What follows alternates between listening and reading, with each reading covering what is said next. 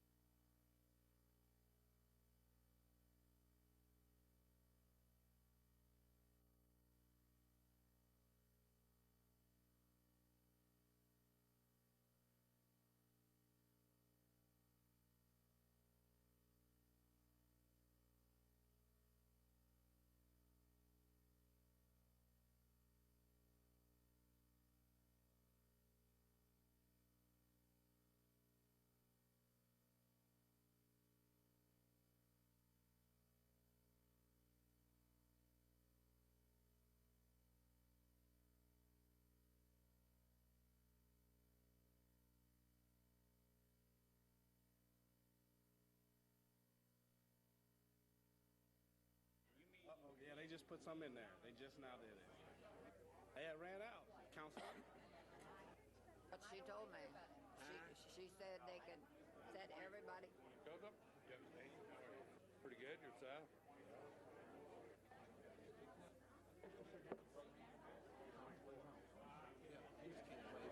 Done dug mine over there. Lay apart, I'm kids still. A couple of them.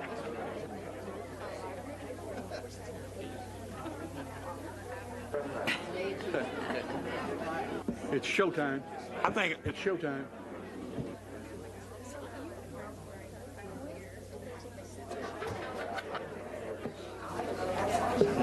People's in the audience. You are not right. Put,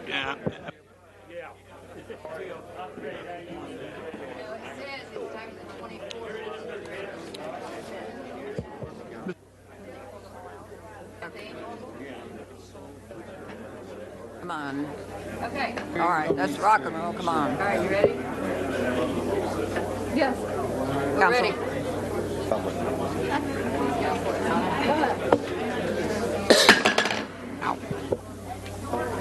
We'll call to order the regular meeting of the Common Council of Anderson, Indiana, Thursday, June 11th, to order. We will have the invocation by Councilman Ikes, the Pledge of Allegiance by Councilman Dixon. Please stand.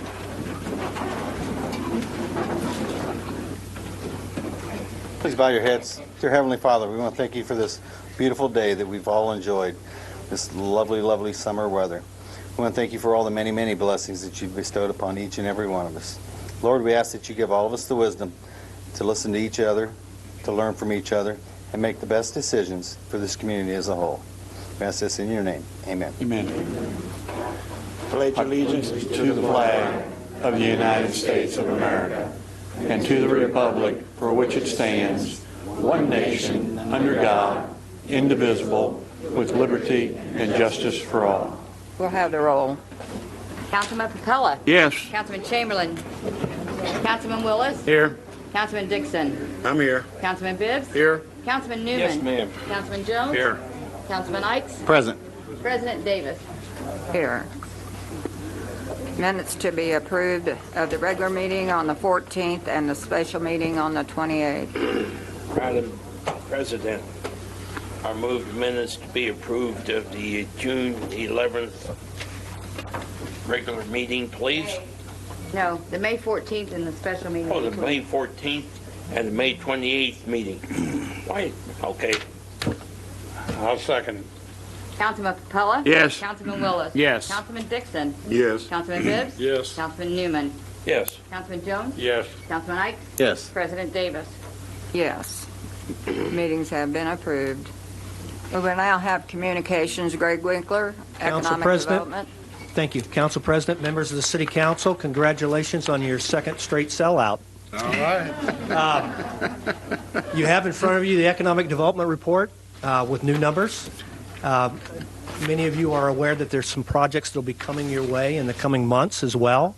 And I would offer for your thoughtful consideration tonight, especially with this crowd here, that the combination of the report in front of you, what will be happening in the coming months, and this project demonstrate a re-engagement of the people of the city of Anderson in the democratic process. And I think that's wonderful. Any questions? Any council have a question? Thank you, Greg. Thank you. Your Davie representative about the urban forestry grant, Greg Spencer. Greg Spencer. Yes, Council President, members of the council. My name is Greg Spencer. I'm the City of Anderson Park Department certified arborist. And we have with us today a representative from Davie Resources Group, and we need to present to you a summary of one of the recent urban forestry grants that we've received on our urban forestry projects. So she's going to talk about an inventory that we've worked on and some inventory work that we've done in the past, and then I'm going to come back and I'm going to talk about a little bit of work that we were required to do to achieve the grant requirements. Okay? Okay, please Ms. step Erin forward. Flint. I'm having a problem hearing. Can you folks in the back hear? No, they're saying no, so speak in the microphone, please. Are there people in the auditorium? Yes, Madam President, could you check and see if the people in the auditorium can hear as well? They can hear in the auditorium? Okay, give us your name and your address, please. My name's Erin Flint. I am an urban forestry consultant. I'm actually from Brownsburg, Indiana, but we came and did your inventory for you this past year. We actually did your 2011 inventory as well. So I'm here to summarize what that inventory has done for the city. All right, so this past year we did an inventory of all your park trees. All your park trees. There is there's approximately 3,340 park trees out there. All right. Doing an inventory for a city gives you much information about your trees and what they do for you and how to manage them. Okay. So in your folders, I gave you a little handout. I want you to look at the one that on the second line says phase 2, and that's what I'll be talking from. Okay. So this is the inventory we did just this year in 2014. All right, so one of the things that inventory does for you is it provides you a realization of how much benefit your trees are giving you in aesthetics, human health, property value increases, stormwater management, energy, air quality, and carbon sequestration as well. All right, so all in total of the 3,400 trees, there is approximately, in those value dollars, about $328,000 worth of benefit. Just in the management of those trees, that is what they're giving. Now, one thing that we have not done yet, and we can once we get the entire inventory done, is we can do a cost-benefit analysis. And oftentimes, city find out that through the management of their trees, they actually receive an investment back, generally about $2 to $5 back in return, just for the management of your trees. All right. So, in doing that, there's 3 things to focus on. And those are the graphs there at the bottom. One is your species frequency, the other is your size, and the other is your condition. So, to make a sustainable urban forest, species diversity, we have the big, huge thing with emerald ash borer, which Greg's going to talk about here in a minute, that's killing all your ash trees. One way to manage that is to spread out your population and have about, it's being argued right now, but have about 20 to 10%, or actually 10% species distribution. All right, so on this graph here, I did genus. So you see a red line. That red line is 20%. The idea is to do 20% genus. All right, so in your parks, you actually are doing very, very well. You have 14% of maple, which, sorry, apologize, I didn't switch out the botanical names. Maple is Acer. You have 11% oak. You have 9% elm. You have 7% ash, and you have 5% spruce. The 7% ash comes out to about 233 ash trees. All right, so that's what Greg's dealing with in his parks population, is dealing with the dying off of 233 ash trees. Now, he's not only managing that, we're managing the street trees as well. So we've only done about 1/4 of an inventory of the streets. This is back in 2011. and there were 126 ash trees. All right, so not that much, but again, that's only a fourth of the city. Times that by 4, you're managing a large population. All right, so losing these ash trees, you're losing those benefits. So there's a big thing about, now you have this information, you can use it moving forward. Okay, so then size distribution, that's one thing that you can focus on. Plant more trees. You need to be able to replace those trees that you're losing and replace those the most mature just trees in general from mortality. The way to do that is to have enough trees in the ground, new trees in the ground as they get older. Okay, and then the condition, you are about 30% in the good condition for the park trees, but if you look at your street trees on the second page, you are pretty low, which is honestly for street trees they're living in terrible conditions, or environmental conditions for trees, but if you manage them in the appropriate way, put the right trees in the right spots, you're going to be able to change that fair condition to a better condition of good. All right, so that's the idea of having an inventory and using it. You know your benefits, and you know how to manage it. All right, so thank you for your time. Is there any questions at this time with what I've presented?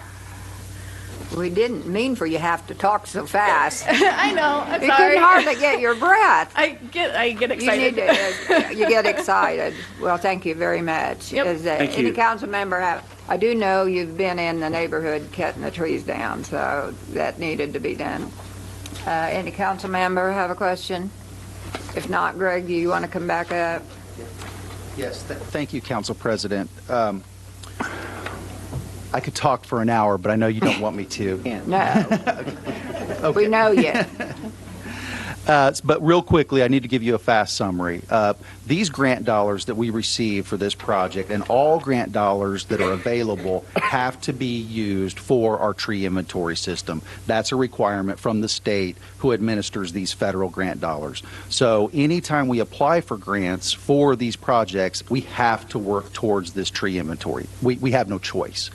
But in this case, our matching portion of this grant, the state allowed us to remove dead and dying ash trees. Every community in the Midwest is dealing with the loss of all of their ash trees from the emerald ash borer. So that's what we chose to do for our portion of these grant dollars, was to focus on removing ash trees. And so I really want to tell you just a quick story of how we did this. Most communities hire contractors to come in and remove the most damaged trees that are deemed to be the biggest hazard. What we approach this a little bit differently. Through the support of the administration, several departments, we put a team together, and we took all of our seasonal employees in the park and street department who were going to be laid off, and we kept those employees on, and we trained them on how to properly utilize chainsaws, chippers, all of the equipment that we need to cut trees down. And we kept these seasonal employees employed through the most of the winter cutting our trees down.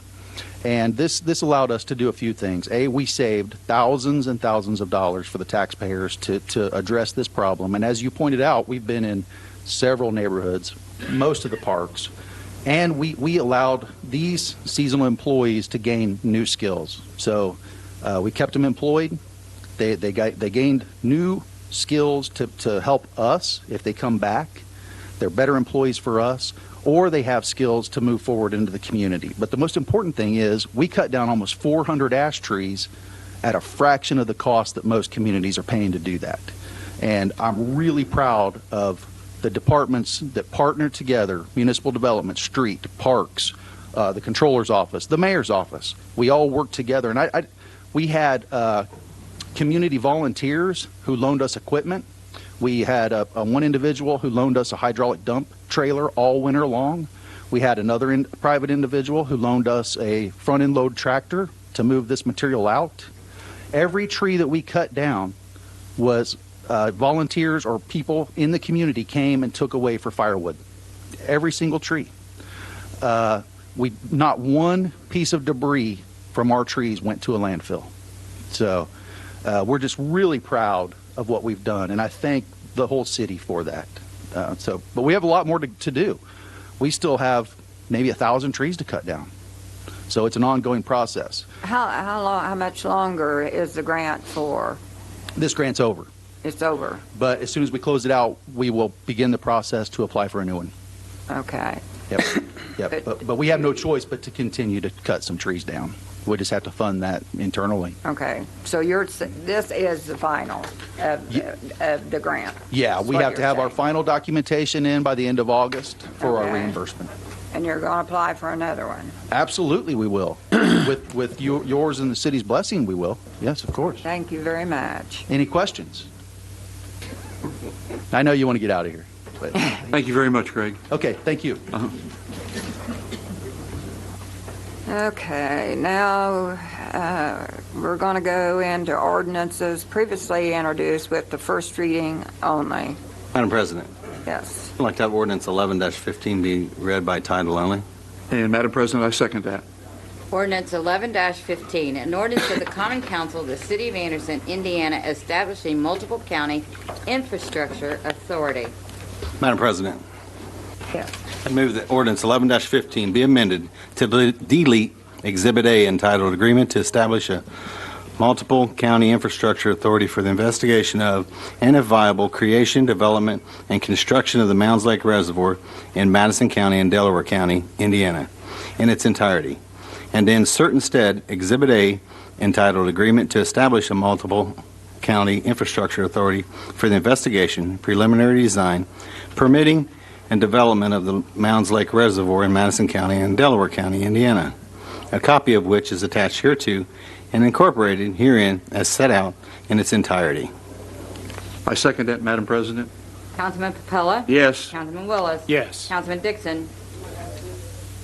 Are we going to give the public any chance to address this issue? Yes, but we're just amending the ordinance right now. I know what we're doing, but I had to ask that question, okay? So we're voting on the amendment only. I'm going to vote yes. Councilman Bibbs? Yes. Councilman Newman? Yes. Councilman Jones? Yes. Councilman Ike? Yes. President Davis? Yes. Ordinance 11-15 as amended. And it's been introduced, so. We'll call upon Tim Lannon, City Attorney. Thank you, Madam President, members of the council. What I wanted to do is just simply go over what you have now in front of you in terms of the amended agreement, because the amendments, I think, are fairly significant as compared to the prior agreement that was before you. And so I'm just going to go page through page and quickly go through, hopefully, what the changes are. I'll start actually with the title to the agreement itself. Because of the changes, we felt it was best to go ahead and actually change the title of the agreement. Previously, you might remember, the title of the agreement included the authority to actually do the construction of the project.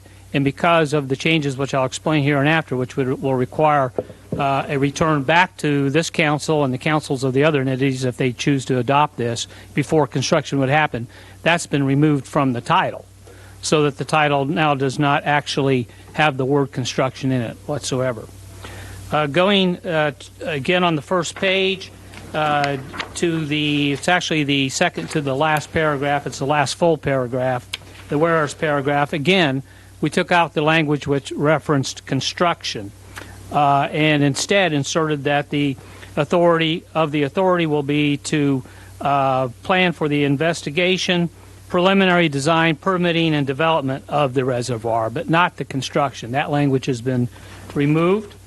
Likewise, in the next paragraph, it was rewritten to just simply state that again, the authority is to establish a representative body to investigate, study all aspects of the reservoir project. On page 2, we added at the second full paragraph a language which wasn't in there before. It's really mostly a formality. The state statute, which authorizes these types of authorities, says that you should cover the issue of if there are contributions of funds coming from the various entities, how those funds will be distributed when the time for the project is to occur. But because the agreement does not call for the municipalities to put any funds into it, it was a little bit of a moot question, but nonetheless to fulfill the obligation of the statute that you have some language in the agreement, this just simply says that none of the municipalities are obligated to contribute funds. However, if any such funds are contributed, they will be distributed to the municipalities on a pro rata basis based upon the percentage of what that contribution might actually be. But again, it's a moot point because you're not making any contributions at this point. Going to the bottom of page 2, this is the actual agreement itself. What are the terms of the agreement? And again, in 2A, at the bottom, very bottom of the page, there was language which was in there previously, again, as to the creation and construction of the reservoir, and because that is not going to be included at this point in the authority, that language was taken out. On page 3, subparagraph C, there was some important language added. Actually, I would direct your attention to the last sentence of that paragraph, which says that each of the municipalities retains jurisdiction over zoning, tax abatements, tax increment financing, and other incentives within their respective jurisdictions. We just wanted to make it clear that even if there is an authority, if that does happen, that these bodies, the city councils, the town councils, will retain their zoning powers. They're not doing anything to give those up. And also, likewise, as to any other incentives that could be extended to, for any purposes of the project, tax abatements, other incentives. We added an additional requirement of the authority as found in subparagraph H on this same page, there towards the bottom, that the authorities, if they do occur, will have to report semi-annually to the participating units concerning their findings and progress. So they have to return twice to the council and make annually to make an update as to what's going on with the project. And then I is probably the most important part of the agreement.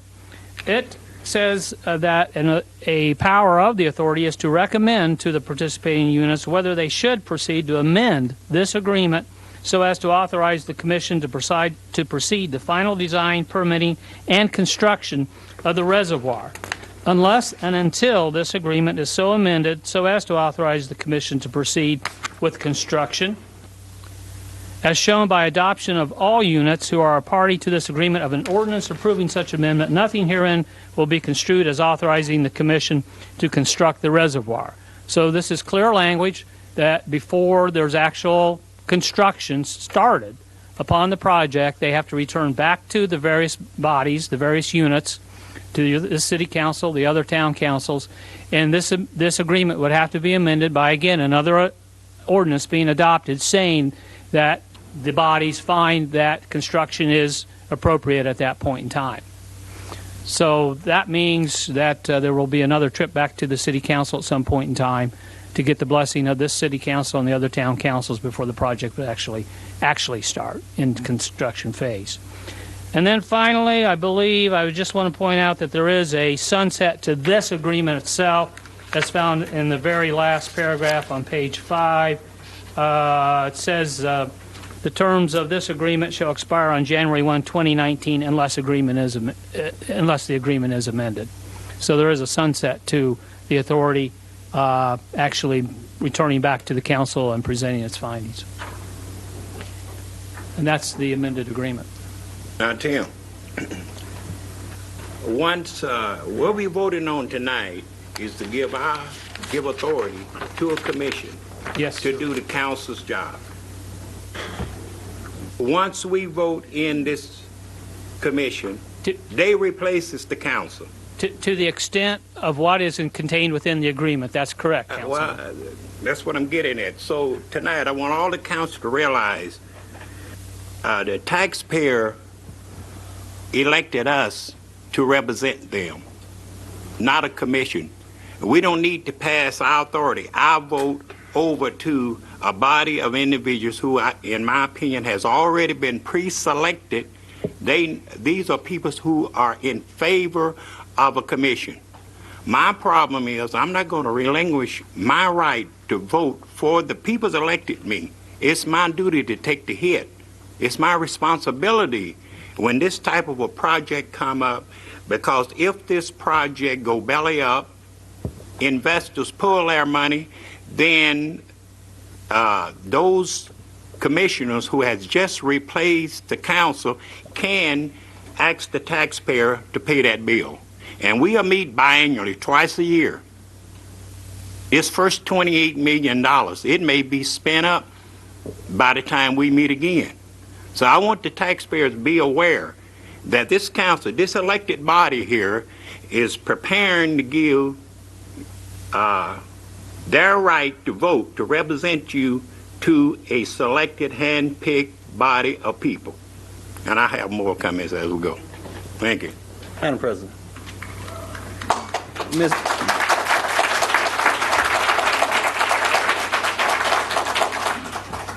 Tim, would you agree with that statement he just said?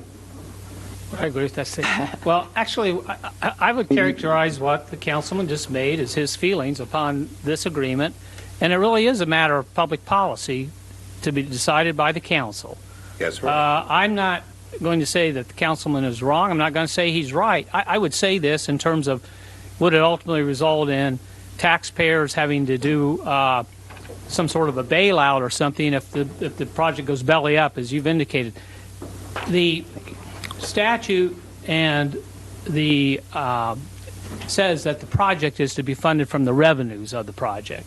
Now, if those revenues are insufficient, could there be a scenario where they would return to the units and say we need some sort of assistance or help? I can't. Is it rule, possible? I can't. It is possible. Well, will you repeat that to Dave again? I suppose it's possible, but I'm not prepared to sit here and say, that it's likely to happen or that it's probable to happen, because I can't foresee the future any more than I think anyone else can. But I suppose anything is possible in terms of what may be asked of the units to participate. But again, it would be up to the units as to whether or not they would decide that was a wise exercise of the revenue powers of the city at that point in time. Senator Lennon, we elected you. Would you relinquish any part of your responsibility to a selective body? Well, would I do that? There are some days when I probably would gladly relinquish something, but I would say that I am I would be very, very careful about doing that. I respect the idea that the relinquishment of this body's power is a very serious situation, a very serious issue.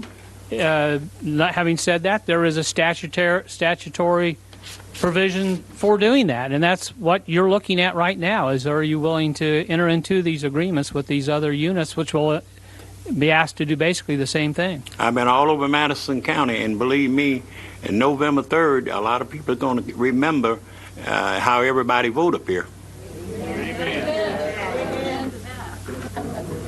But some of you are not even running anymore.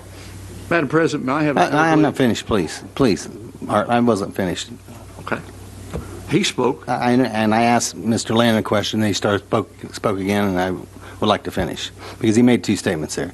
The second one being, does this amendment not bring this back before the council before anything goes forward? Well, that was the other thing that I was going to point out, which does relate, I think, to Councilman Dixon's issue of the relinquishment of power here by the council. This agreement, if it is adopted, will specifically require that before there is a construction phase whatsoever of this project, that they come back to the duly elected council at that point in time. And another ordinance will have to be passed by this council and all the other councils, too, of the other entities if they choose to join, giving their blessing to go ahead and start the construction. But why pass our authority? Why don't we take the vote, take the hit ourselves? Why? It's not state mandatory or federal mandatory for this commission to be embodied. We could take that hit. We're the elected members of the Anderson City Council. I don't even know how to answer. I'm a bit. I mean, I'm trying to truly understand what you're saying. Or You're the councilman. I am a councilman, and I don't have a problem taking a hit. All right. I don't have problems voting on something. And what I think I'm voting on is forming a commission very similar to other committees and commissions that this council votes on and appoints people to represent us on various items that ultimately come back before this council. The amendment that we made since the last meeting forces this to come back before whichever bodies are in front of this council and the other three communities. So that before it proceeds, it has to be voted on by those elected officials. Will there be any money spent of that $28 million in the next 6 months? I don't know. I can't answer the spending. Well, who can? Can Dave answer that? Well, I don't know that anybody can answer that until you form a commission because they have to fund it themselves, Ollie. We don't need a commission. That's your responsibility. That's my Are you responsibility. going to fund it? We're the council. If it folds, it's coming back to the council anyway. To pay for it? The taxpayer pay for it. Oh, my goodness. It will if the commission, if the investor refused to put their money into this project, that project failed, the commission has the authority to basically become the city council. We just given our vote away to the those body of people to function in our interest as a city tonight or August when if we vote in this commission becomes the Anderson City Council until you meet again. How is that hard to understand? You're relinquishing your vote. You're giving up your vote. The taxpayers and the voters ought to realize this council is talking about giving their vote to another body of people. I'm talking about amending an ordinance that brings it back before this elected body, before it can proceed. You talk to That the was the people. amendment that I read. Okay. And when it comes back, it'll be a different council. Then that may be... The process, the formation of the commission, Ollie, as I said last month, doesn't mean that you will have a Mounds Reservoir. It allows the process to move forward to find out if it's viable or not. But you fail to understand I'm not going to relinquish any of my voting power to a commission. That's your choice. All right, everybody. No, any other council member besides Ollie wish to speak? If not, Asked for the floor a while ago. Sure do. did you, I'm sorry, would you please speak? Senator, just out of curiosity, and I could be totally out in left field, is it a possibility that God decided to flood the entire earth and we have another flood that we don't have any? It'd be a big reservoir. Is that a possibility? Well, It's a possibility, isn't it? Thank you. That's good enough. That's all I need to hear. I don't usually engage in guessing what God's going to do, but Don't ever test God. Yeah. Don't ever do that. No. I have 4 times. I know you have. I have too, just recently. Thank you.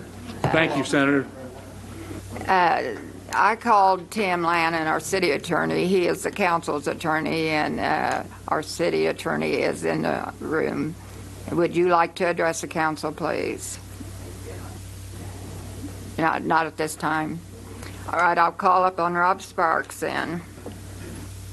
I'm Rob Sparks, and just to be clear, I'm representing the Mounds Lake project tonight. And excuse me, I've been really hoarse of lately. So, our group is Chad Pigg is with us today, as well as John Laturner. So there'll be people here to answer any questions as the night plays out, and whatever information you need. Just in a brief summary, we're before you. Listened to the feedback from the council and worked with the attorneys in conjunction with some of the language that was suggested and came up with a new agreement. And we believe that it positions the communities in the best position to advance this project. I would, just a couple point of references, I would take issue that there is no language in this agreement that would commit this community to any funds. And if any funds are committed to the commission, it's the responsibility of the commission and the folks, the the bonding, the relationships, the partnerships, that is all its own entity, and if it doesn't go forward, that is the responsibility of the commission and not the community. And we purposely have written it into that agreement not to obligate the communities, because none of the communities have the funds to do this project. And certainly if it was up to the wherewithal of the communities financially, this project could not happen. There certainly isn't enough tax base or AV to handle that type of a project. So there is no bonding ability, there is no tax liability to the communities, nor would there be any responsibility in the event that if we get through part of this phase and it does not become feasible, that liability is going to come back in the community in any way. As far as members of that commission, two of you will be appointed to serve on that board. That commission is you, the elected officials, and though many may not believe this, I truly believe in local government, and I believe that having you folks from the towns and the cities participating in the guidance of this project gives this project, which is a huge project, one that is very difficult for most of us to even understand, the best possibility to make sure and assure that we protect the taxpayers and the local residents, the impacted people, as well as future development, to develop a platform to move forward if this becomes viable through this discovery phase of Phase 3. We talked about the impacts to people, and certainly that's paramount, and we have to be very careful promising anything, but I can assure you this will not be built on the backs of the people that are impacted the most, the residents. And you folks will be representing those people on that commission to assure that that happens, that those people are taken care of.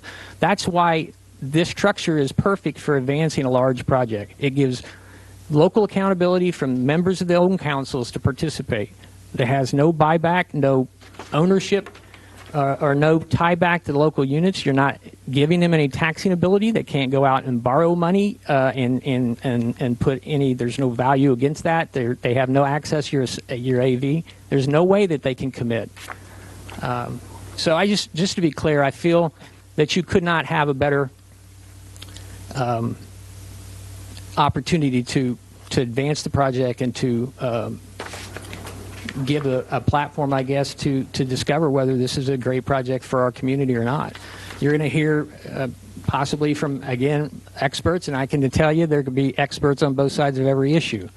And I think that the challenge of what we think in Phase 3 is we believe we have a feasible project, and we have to go through a lot more steps to understand its full impact, its full cost, and whether or not it's right for our community ever before it goes to a construction phase. I think the agreement clearly represents that and is much more focused than the one that we presented 2 weeks ago. And I hope that you will can support this at the next level, and let's take the next step forward. And with that, we will yield our time and be available for any questions. Any council member have a question of Rob?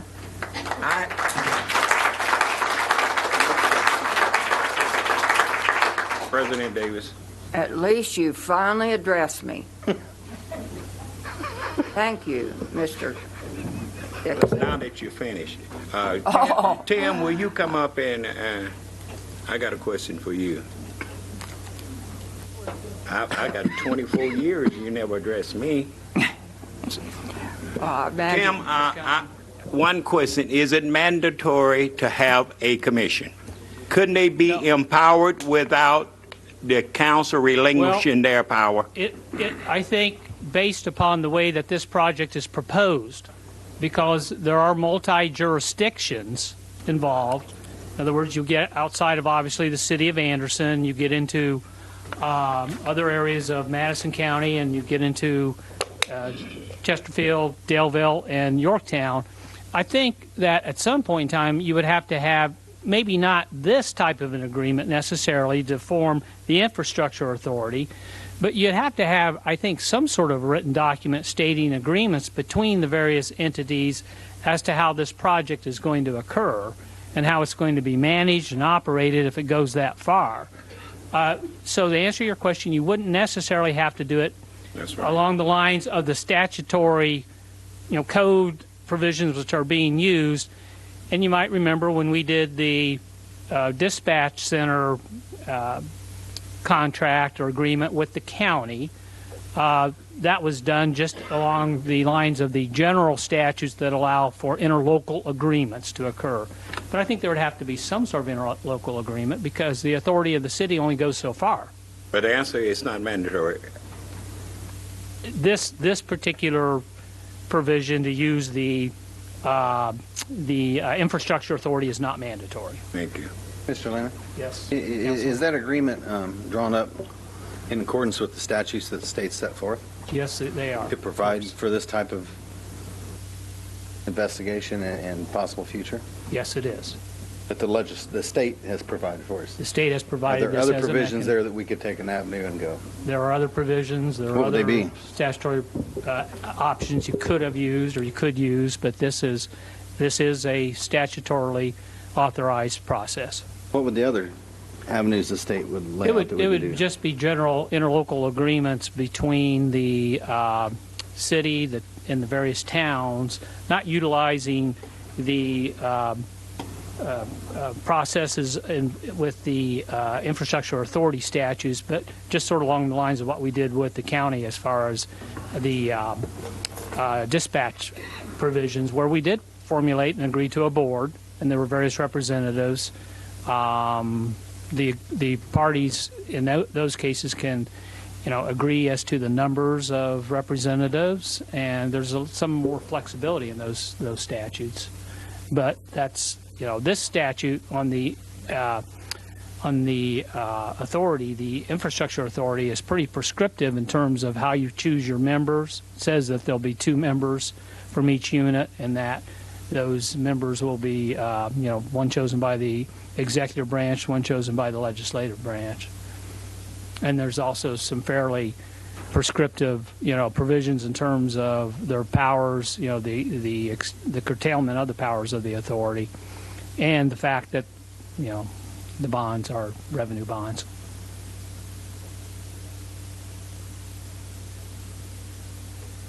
Given the nature of this project, I mean, is it your opinion this would be the proper way to try and formulate a commission that could give you the final answers? I think it is a means by which to do that. I'm not really prepared to tell you if I think it's the best way or if there is a better way. I mean, this was the way that was proposed, and I researched the statutes to make sure that the agreement was written in accordance with the statute and that you all are proceeding in accordance with the statutory procedures, the adoption of an ordinance, et cetera, public hearings and what have you, and that has been done. I don't really think I'm in a position to tell you if I think one process is better than the other. I think that's a determination you have to make. I would say this. I think the other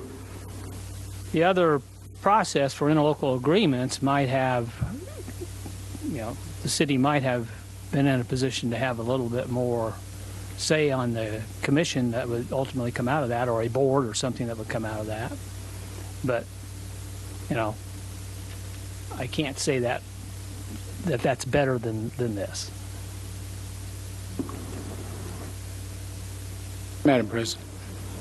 Are you done, David? Yeah. Yes.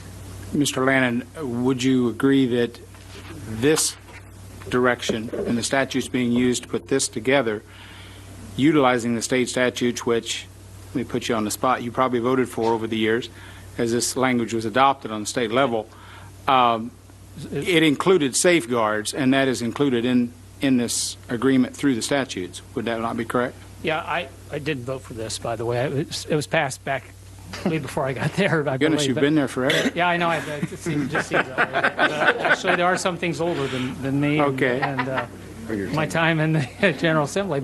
But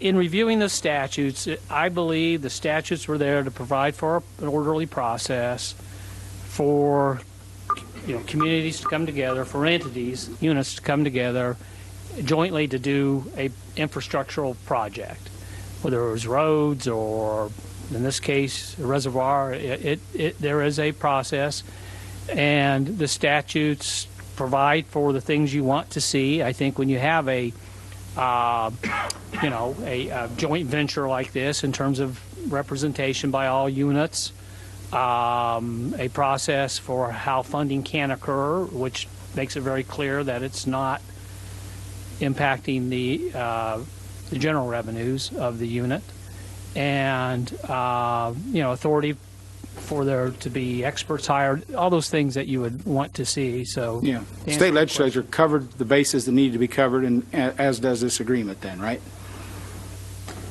I can't say otherwise. Thank you. Madam President, I have one other question. Tim, you made a comment when Mr. Dixon was asking you that there's a possibility that there could be a financial downfall with this. Please elaborate. And should be, you and I have had several conversations with this, and it's been one of my major concerns. Well, I think the scenario, if I understand that maybe the councilman's concerned about, is because the statute makes it very clear that any bonds or funding for this are to be limited to the revenues generated by the project. I suppose if there were some sort of a doomsday situation and the revenues weren't sufficient to pay off the bonds that are issued, I don't know. I don't know if bond council's here or not. Usually there are some provisions for some sort of insurance for these bonds. I don't know if that's anticipated. I don't think they're that far at all. I don't really think they've gotten that far down the road to know that. But, is it possible that if the project was up and going and yet there was some, catastrophic failure in the revenues of the project, that there would be some attempt to come back to the units and say, we need to see about some way of maintaining the project through a revenue source other than the actual revenues generated by the project, because they're not paying the indebtedness.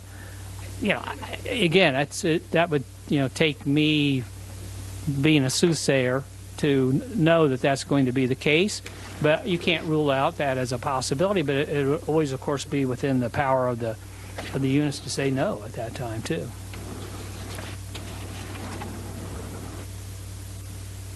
Would you like to address Rob?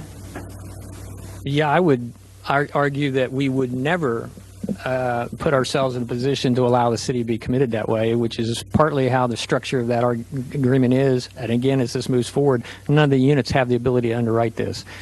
Part of this agreement development was the idea of how do you bring the communities together to discover what we need to know about this project to see if it's viable, if we can find a funder, if we can work it through a permit process and answer the mitigation impacts. And then how do you build those relationships with funders that's in the best interest of the community? And I think that's where we want community participation on this board. And I would liken this to a utility district. We looked at a few different pieces of legislation that is out there for modeling utilities, because this is really what you're creating as a utility. And there's a good chance, I would agree with the senator, that there's a good chance that as this project evolves, there could be a different type of model that is agreed upon with the units, but that would be brought back to the units to say, how does that management structure work?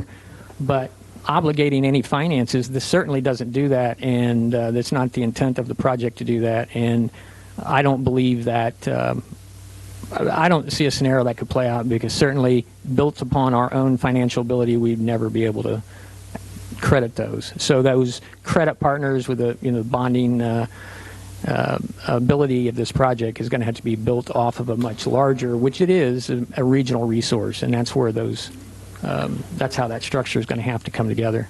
So. Thank you, Rob. Any other council member while we're on the subject? If not, at this time, I've had two people ask to speak before the council tonight, and I'm going to call upon a lady named Sue Scott. Is she in the audience?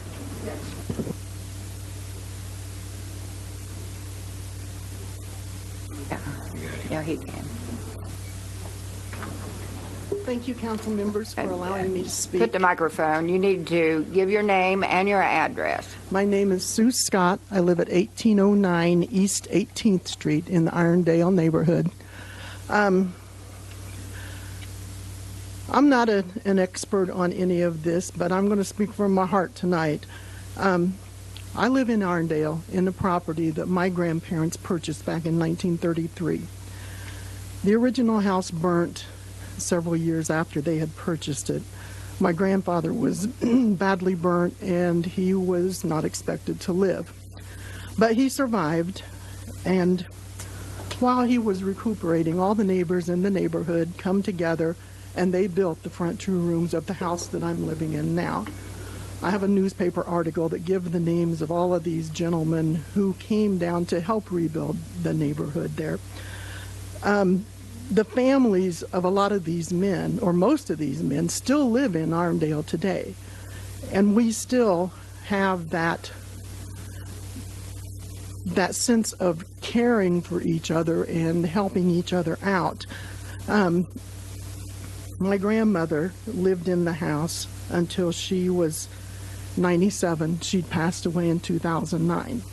I purchased the house then because I know I'm getting close to retirement age, and I wanted a house that I did not have to have a house payment on. So I have worked so hard the last 5 years to get my house paid for so that I don't have a house payment when I retire. And then the news came that there was going to be a reservoir, or there could be a reservoir. And it just totally disrupted everything, because all of us homeowners down there, we're not sure whether we should go ahead and do improvements on our home because we don't know if we're even going to be there. We don't know if we're going to get any money for our property because our property values decline. And with all this talk of the reservoir, of course, like I said, we're afraid to put money in, so therefore that causes a decline in the property. So we're just kind of hanging in limbo right now because we're not sure what to do. I've got improvements I want to make. You know, I had to stop and think this summer, do I really want to plant a shrub? Am I going to be here to see this shrub actually flower? I don't know. You know, but it's things like that that keeps us in a state of limbo all the time, and it's just not fair. You know, we have purchased our house. We didn't ask Mr. Sparks to purchase our house. We've not asked Mr. Sparks to pay our property taxes. We do that. You know, and there are a lot of people in Irondale who are on fixed incomes. My parents just live a block over from me. They're on fixed incomes. They're in their 80s. Now they're concerned about how are they going to afford a house payment and the fact that they're going to have to move at their age, which they shouldn't have to. They did this so that they would have their spot when they retired and they wouldn't have to be worrying about any of this. So, you know, I'm just kind of pleading with the council to not vote this, to not take away our family home, because that, my grandmother raised 4 children there, you know, and it just doesn't seem fair that someone can come in and decide that we're going to take your home. And we've been told from the very beginning, if we didn't accept their offer, then it would be taken by eminent domain. Right. You know, not giving us any choice in the matter. Right. And it's just not fair. So I'm done. You know, that's. Thank you, Sue. Would Rob, would you stay right there? Rob, would you address her concerns? Yeah, ma'am. The issue of how evaluation of property has been. That was wrong. No, get out. Sorry. The evaluation, I'm trying to speak to you too. Sorry about that. The evaluation of properties is a fairly clear federal process for acquisition, and we certainly haven't made any proposals because we're not anywhere near that. And there's no either or, you take it or leave it. As a matter of fact, I would think that a project this size would be able to look at acquisition and help folks to make sure that there isn't problems. We were just actually talking about a situation where the city acquired a property that it just didn't work, and it was a condemnation, and the folks didn't have a place to go. And there was a solution that was found to be able to be in compliance with the code and help those folks. And I think in this case, this is going to be a much broader scale of looking at how do we work with the property owners and address their concerns and understand. I know the Anderson Housing Authority has offered both consultation as an advocate for the property owners in that process, but surely that is still a ways down the road if you know, you're going to get all the way through a permitting process before that happens, and that's at least 3 or 4 years at least down the road. And I think that the idea of predetermining a price, I certainly know nobody representing Mounds Lake has done that or offered any money, because there's no authority to do that, or even a scenario of which we would have presented that. What we have talked about is that we believe that there's a solution that needs to be, and which is another reason to have the commission, is for that oversight of the local community to make sure that those folks are taking care of you, ma'am, and the other people that are living there. So I think that's in it. Well, but so many of our residents down there are renters. They're either on fixed income or they're very low income. My neighbor stopped me last night. We were standing outside talking, and he said, "Sue, I don't know what I'm going to do if I have to move. I cannot afford to pay rent like these other neighborhoods are asking." He said, "I just don't have that money." I wish I could get that, guys. Can I have something to say about And it? so, you know, granted, the rent is cheap down there. We've got property owners who rent these houses to people. They don't fix them up. All they want is their rent money every month. And so, yes, you know, I'm the first one to say, when I drive through Irondale, sometimes I think, holy cow, why can't somebody fix these places up? Because it is a blighted area. I agree with that 100%. But there are those of us who do keep our properties up, you know, and our property values are going to be devalued because of these people who own rentals, because they let them go to trash. So, if I can, the renters are treated just as a homeowner in the sense of relocation costs and securing the lease situation they're in. I don't want. We have some things I think online, or if we don't, we can get them online to kind of talk about that procurement piece. A business gets relocated, its furnishings gets moved. Doesn't cost people. A trailer is relocated. If a trailer is relocated, the skirting, the electric, those things are hooked up. There's no cost to the folks. It's already an inconvenience to just have that happen. And with a property owner, it's an acquisition component where we buy a property. So there's transactions with renters, there's transactions with landlords and business owners and businesses, and they're all treated and prescribed at a federal baseline of how that is handled and how that those folks are taken care of. And I believe it has been from the very beginning on this project. I mean, I really believe that we'll probably end up developing another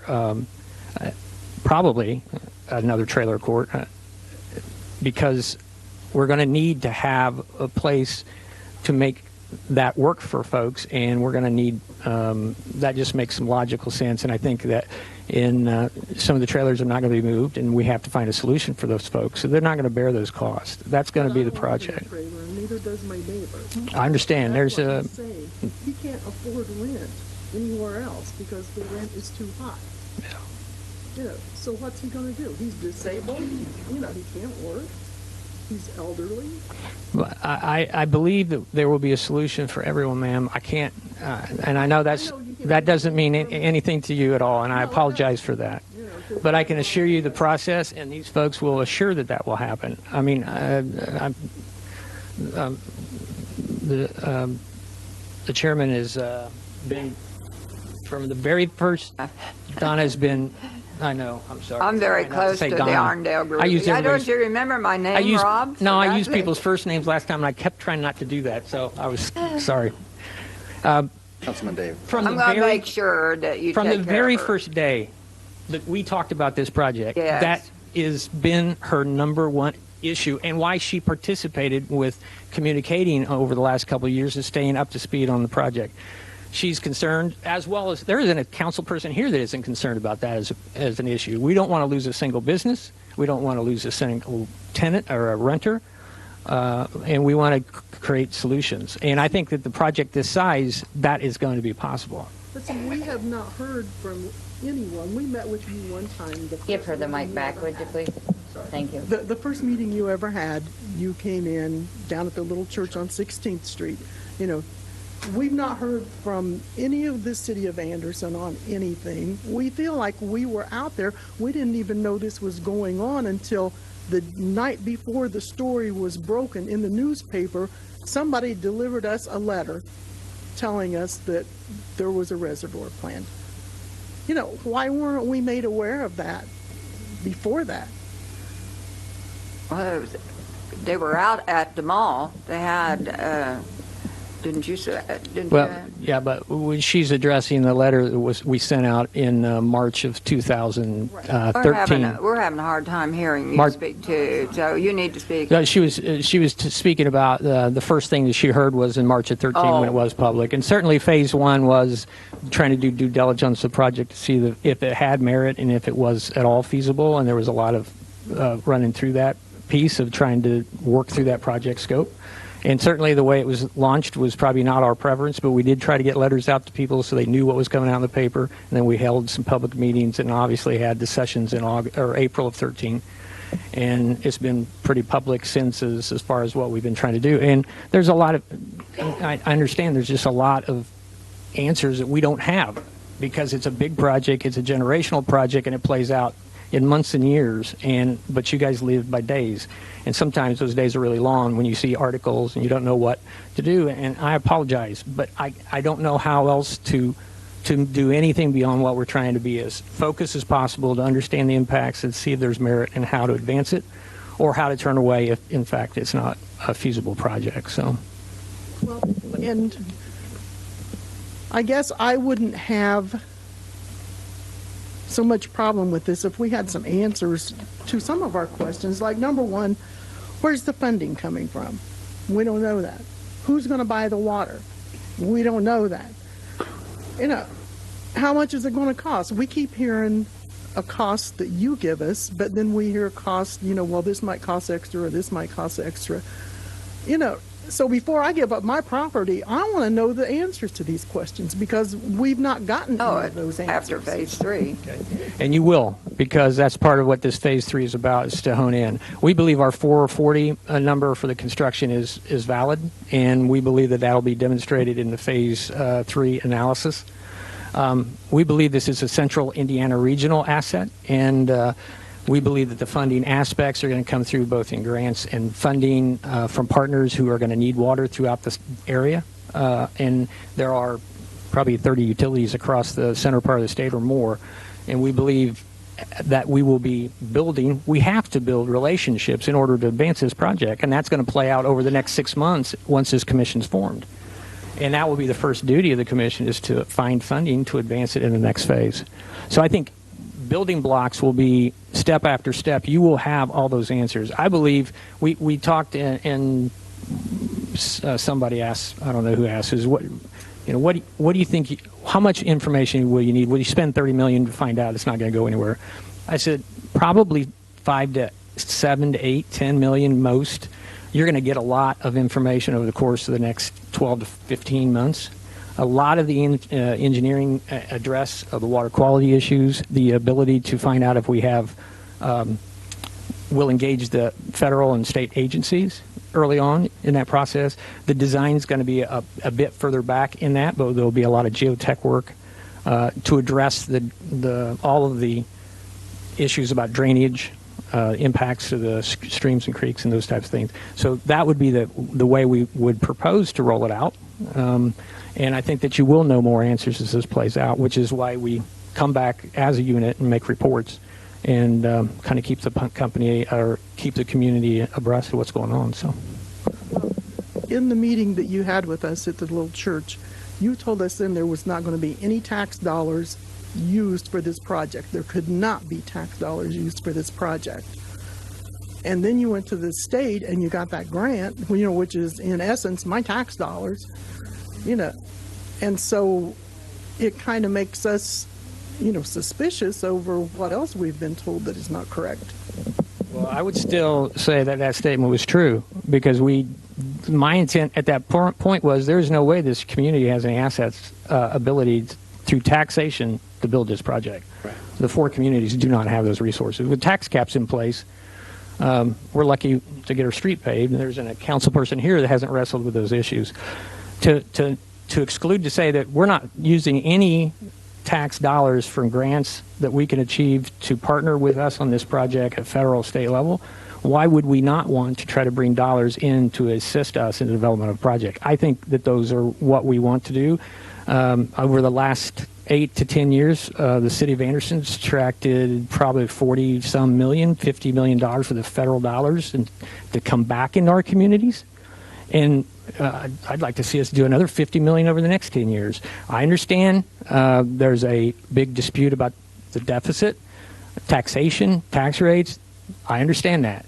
But we also have a community to build, and we need to be in there doing everything we can to attract as many dollars back to our communities to advance the things that are going to help us grow. So I would stick to my point. My story is still the same. We're not going to build this with local tax dollars. We cannot do that.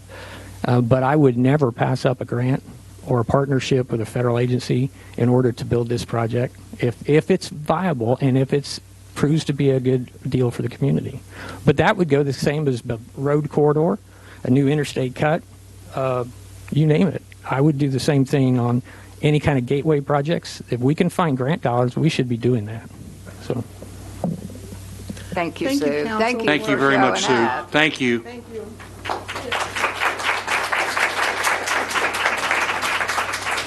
Okay, the next person that has asked to speak has been Cheryl Myers. Madam President, thank you for giving our group an opportunity, and thank you to all the board members. Can you hear me? Name and address. My name is Cheryl Myers. I reside at 1215 Garnet Drive. And you've heard a lot from us on City and state, please. Anderson, Indiana. Thank you. You've heard a lot from our group about the science of this project, the archaeological and historical and environmental aspects of this project, but what you really haven't heard yet is the water law aspect. I would like to bring forward Dr. Eric Dannenmeyer. He's a professor of law at the Environmental and Natural Resources Law program at the IU McKinney School of Law. It would take me our entire 10 minutes to read his bio. I would run out of time, so I'm going to turn it over to you, Dr. Eric. Hi, I am Eric Dannenmeyer. I reside at 1939 North Alabama Street in Indianapolis, Indiana. I am one of those taxpayers whose dollars have been contributing to the initial phase 1 and 2 of this project. And I can't help but think I'm at a hearing with some. I mean, I love the democratic process. I love local councils. I've spent 30 years working on water law issues, natural resource issues with governments all over the United States. I now teach at Indiana University at the law school in Indianapolis, and I direct our program on water law and natural resources law there, and I am a frequent visitor to Anderson, and I know the river well. And I can't help but think, before I talk a little about the legal aspects, and I'm here listening to folks debating whether to put down $28 million for a test drive on a $440 million car, and whether you buy the car or not, you still pay the $28 million or the 8 or 9 or 10.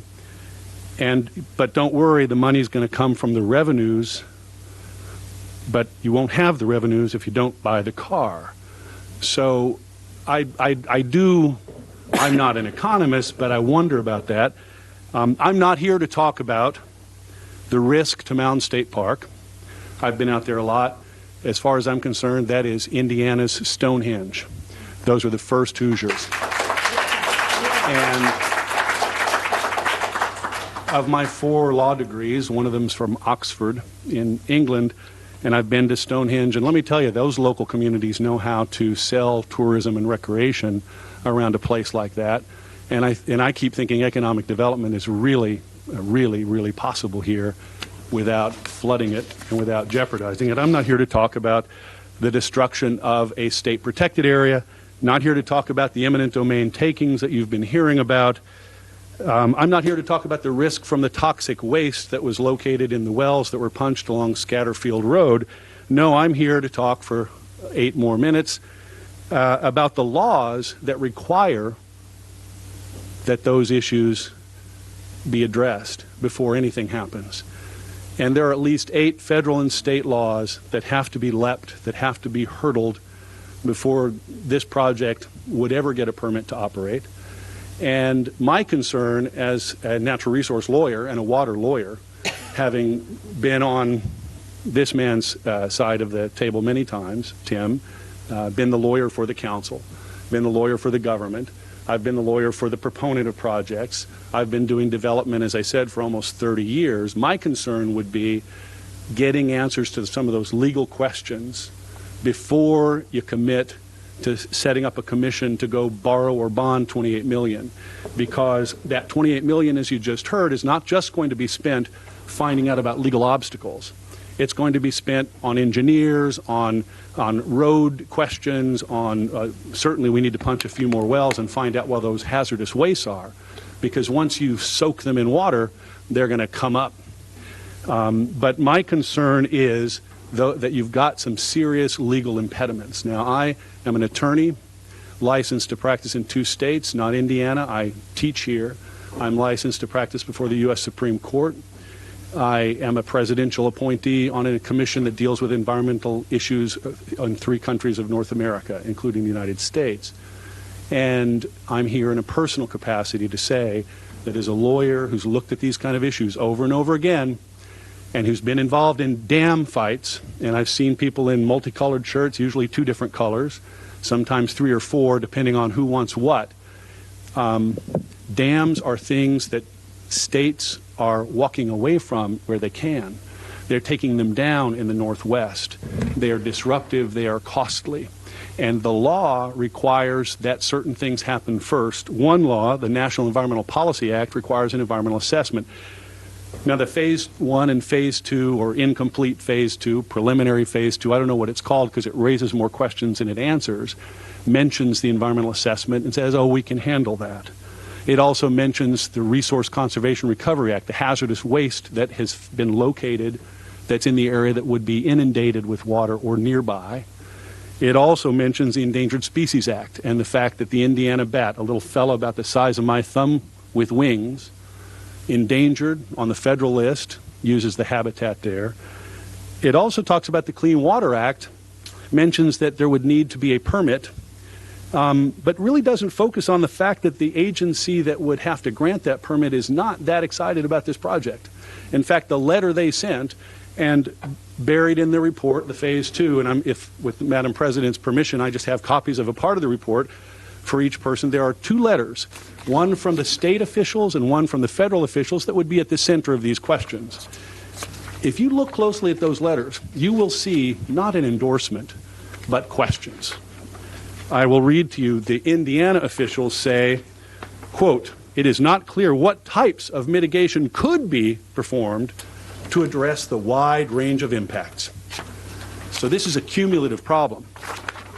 And from the they say, including conversion of a river to an impoundment, flooding of forested riparian areas and wetlands, including the fen, and creating a barrier to fish and wildlife.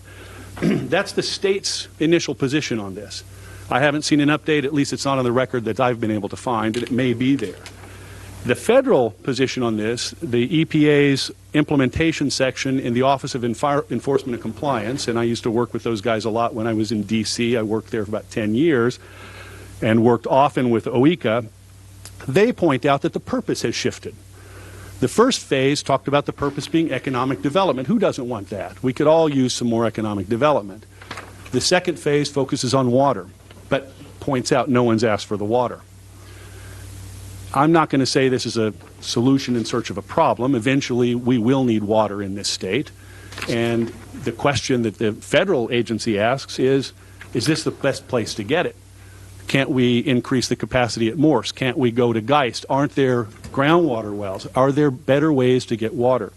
So the federal agency is saying, first, you've shifted your focus, and second, they can't even begin to answer the questions about mitigation until that focus was clear. And so far, there's no statement of how much water is needed when, by whom, in what part of the state. The Indiana Chamber of Commerce has its own report from just last summer on water, and they say, yes, we'll need some more water in different parts of the state, but they don't say we need it here in this kind of a project. And what the federal agency is saying, in essence, is it's a balance. If you're going to destroy people's homes, if you're going to destroy natural areas like the Fens, if you're going to risk the kinds of places that the first Hoosiers lived and their cultural center, you want to know why. And it's not just the hope of making money off the project and paying back $28 million. This whole thing has been focused on, can we afford to pay for the test drive on a $440 million car? Do we need this car? Maybe we need a pickup truck instead. And so my advice, if I were to give advice, if I were the attorney for this group, and I'm not, my advice would be to table this motion, hold off on the commission until you get a better sense of the legal obstacles. Because let me tell you something, dam litigation is expensive. Someone has to pay for it. It takes years. It's unlikely that you're going to get, I believe, the permits you need from the federal government based on what I've seen out there, based on the kinds of ecosystems that are out there, based on the endangered species. And there are a couple of state laws that would be impediments also, including one passed by a unanimous legislature following a Supreme Court decision that allowed New London, Connecticut to take a woman's home, Suzette Kelo. Following the Kelo decision, a unanimous Indiana legislature passed a law that said we won't take private homes if it's possible that it's to benefit other private parties just for the purposes of economic development. There's another state law that doesn't allow anyone to touch a nature preserve like the one that would be flooded here, absent, quote, a finding of the existence of an imperative and unavoidable public necessity. That language has never been litigated, but trust me, if you were to flood or try to flood that fen, somebody would litigate that question. Is this an imperative and unavoidable public necessity, or do we just want some economic development? In any event, I'll leave you with that, Madam President, council members. Thank you for your indulgence. I hope that there were some open minds here tonight. I know that this has divided the community a bit. I can tell that just from visiting here when I come up here. And I really respect the democratic process and what you are doing. I would simply say that if it were me, I would table this. I would have my city or council attorney, rather, find some legal experts on the water and environmental and natural resource issues. I would spend the 2 or 3 months or 1 or 2 years it takes to suss that out. Because if you're going to spend some millions on litigating, and a lot of dam projects do, it's going to change the budget. And if it turns out that these agencies that have already sort of indicated, gee, we're not so sure about this, are going to give you a thumbs down on a permit, save the $28 million. Buy a pickup truck instead of a 4-door. And again, thank you for your time and indulgence. I love visiting Anderson, and it's been a pleasure to meet you and an honor to appear before you. Thank you. Thank you very much. Thank you.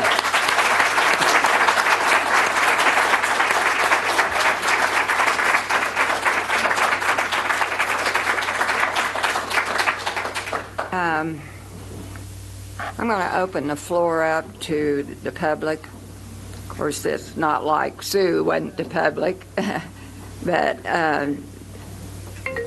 I'd prefer you be from Anderson, the local area, and I would like to know what I want you to address is how the reservoir is going to affect you personally.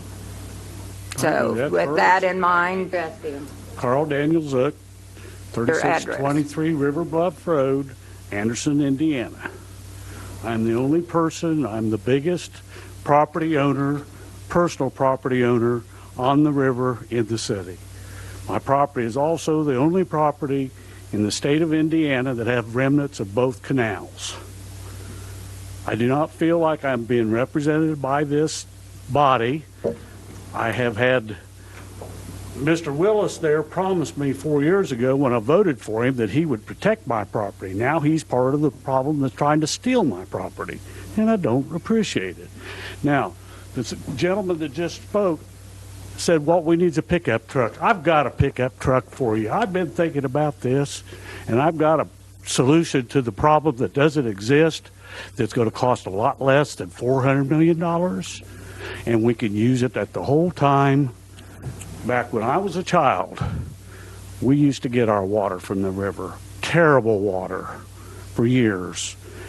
Used to be a lake down by Edgewater Park. That's where they got the water at. And it got filled with sediment. So in 1967, they drilled a few shallow wells. In 1967, they drilled their first deep well. I'm sitting there, and the only reason why they didn't dredge the river, it was because it was expensive, very expensive. Well, they've come up with new technologies on how to dredge that river. Dubai, I don't know whether you've ever seen what they did in Dubai. They made cities out in the middle of the ocean. We could dredge that river. We could put a bank all the way around, make more land, and not take any of the river. I'd be glad to give up a few acres to widen that thing, dig 60 feet deep. You'd have the same footprint as what you'd have for that lake. It costs you a lot less, and you could sell the excess gravel to anybody else to pay for it. You could have a mining operation. It wouldn't have to be done that fast, but every scoop full of dirt, a yard bucket of dirt that they take out of that river, that will hold 189 gallons of water. Imagine how many yard buckets of gravel you could get out of that river. And eventually, you could have a waterway to travel on that river. You could do it all the way to Indianapolis. Then you wouldn't have to pipe it to Indianapolis. If you didn't need the water, so what? But you've got it. You could make it a highway. Who else in the rest of this country has a highway that can travel from one city to the other? And you wouldn't take the river. You wouldn't take people's property. You could take some other areas along that river and make some big lakes. Dig them out when you've filled up the river. But you don't have to do it, and you could pay for it as you're going along. That's my pickup truck. Thank you very much. Thank you, Danny. I'll remind you, if you spoke last 2 weeks ago, I would like for you to be a new face tonight. So, and keep your brief, will you? And state your name and your address, Sandy and Payton. how this is going to affect you. Sandy Payton. I own 2 properties that are going to be affected by this. I own 100 Gregory Drive, 136 Gregory Drive. Okay. It's a trailer park. I live in Hollywood Estates. I talked to Mr. Sparks the last time we were here about how he was going to take care of the renters and me, lease-to-own people, ones who don't own the properties and stuff. Did not feel like I got an honest answer out of the man. Don't feel like I have. Let's face it, the people are not the richest people in that area. I'm sorry, we're not. We're living paycheck to paycheck. Disability, retirement, struggling day in and day out to make a living here. I moved here 3 years ago from Illinois looking for a better life, and you know what? I didn't find it. I'm ready to move. I'm ready to leave Anderson. I have a business I'm ready to take out of Anderson that takes economic away from you guys. What do you think about that? My next thing is, how many of you are going to profit from this project going through? Honestly, I know you will. I've done checked up on you. I know for a fact, honey. I do my research. I'm sorry, but I believe anybody who profits from this should not be on this council, should not vote, because you are here to get an investment. That's all you're here for. You're not here for your people who vote you in. You could care less. You're here to line your pocket. And that's how I feel as a voter who can vote you out just as well as I can vote you in. I think the project is a big mistake. I don't think anybody's going to gain for it. I think we're going to all get hurt out of it. With that being said, I ask you, with this vote, to think about this. With your votes tonight, can you live with the fact that you're putting a lot of people out, giving them homelessness? Can you live with the fact that you're making your citizens go homelessness just so you can have a lake? To have what? Lakefront property? Hell, when I moved here, I left lakefront property. So don't tell me it's going to be economic, because it didn't bring me nothing but heartache and pain and trouble. Where will they go? Will they even stay in Anderson? The ones that are put out, are they going to stay here, or are they going to move away? What's that going to do to your economy then? What's it going to do to Anderson economy? Just going to drive more people away. Honestly, I have honestly thought, I own a trucking company, I'll be honest, in Bedford. I thought about moving it up here. Not going to. Me and my fiance are looking into opening a storefront. We're not doing it because we don't know what's going on. We don't want to do something that's going to hurt fellow people. And I know from experience, because my uncle's a senator in Illinois, so I know how politics is played. Trust me, I know very well, growing up in that. So I just ask you guys to please be our voices for a change. Stand up for us that are being affected and not line your own pockets out of this. Thank you.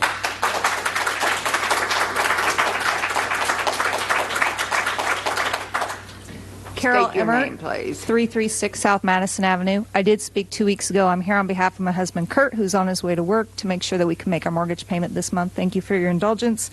I just wanted to tell you that my husband said that he's concerned that the formation of the commission for Phase 3 does not have a financial plan to present to you this evening about how they will begin their Phase 3. They say that the overall project will be funded by the revenue of the water that is sold when it is finished. However, for Phase 3, even if only $5 million is what they need to get to find out whether or not it is feasible, they should have come forward to you with a listing of federal and state grants or other opportunities that they have already researched as how they would suggest to the commission to raise the money for that first $5 million. If they are starting out right now at the beginning of Phase 3 and do not have even a basic financial plan to pay for Phase 3 other than we're going to go looking, then those elected officials who are placed on the commission will not be serving us as elected officials in our cities and our county, because they will be spending all of their time looking for money for some other project. Thank you.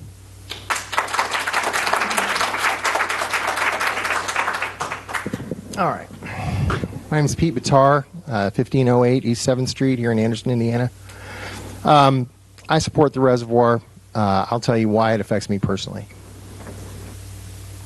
I depend on my living and the living of all the people that work for me in a thing called innovation. We invent things to stay alive. We invent technologies to save war fighters on the battlefield. We invent technologies. In fact, I have 2 patents on wind turbines, some of which are under construction right now. We are not against the environment. I'm building an electric man-carrying drone right now.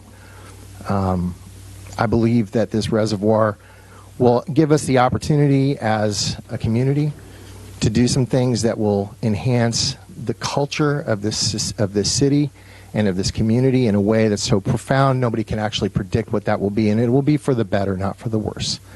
Now, I understand the impact on the people. I think, frankly, the people in Irondale, if those that are in charge of spending the money on the reservoir are smart from a public relations standpoint, it will be the lottery for those people in Irondale, not the other way around. All right? I think that because this is such a public issue, they would be foolish to not do it right. But that's the other side of this coin, is that I think a commission is necessary for several reasons. Number one, that commission doesn't have to spend a single dollar by forming the commission. By forming the commission, you're not spending any money. You're not obligating them to spend any money.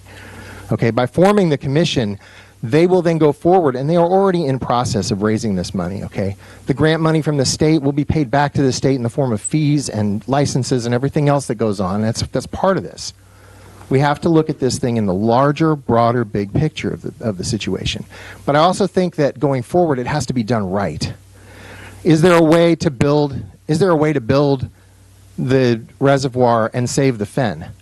is there a way to build the reservoir and, oh, by the way, take care of some of these old landfills that have been there for 60 years that need to be excavated, because the funding is available to that. So we need to explore who the customers are and get into the very, very fine detail of that. Otherwise, the project should not go forward. I agree. But I think it should be done. If it's done, it should be done right. And I think the only way to do that is to create this commission where you guys have a say in who's on that commission, and work with the other communities to come up with a plan that, in fact, helps our region as a whole and changes the culture and gives us an opportunity for our children, our children's children, and their children for years to come, and change our culture for the better. Thank you. Thank you, Pete.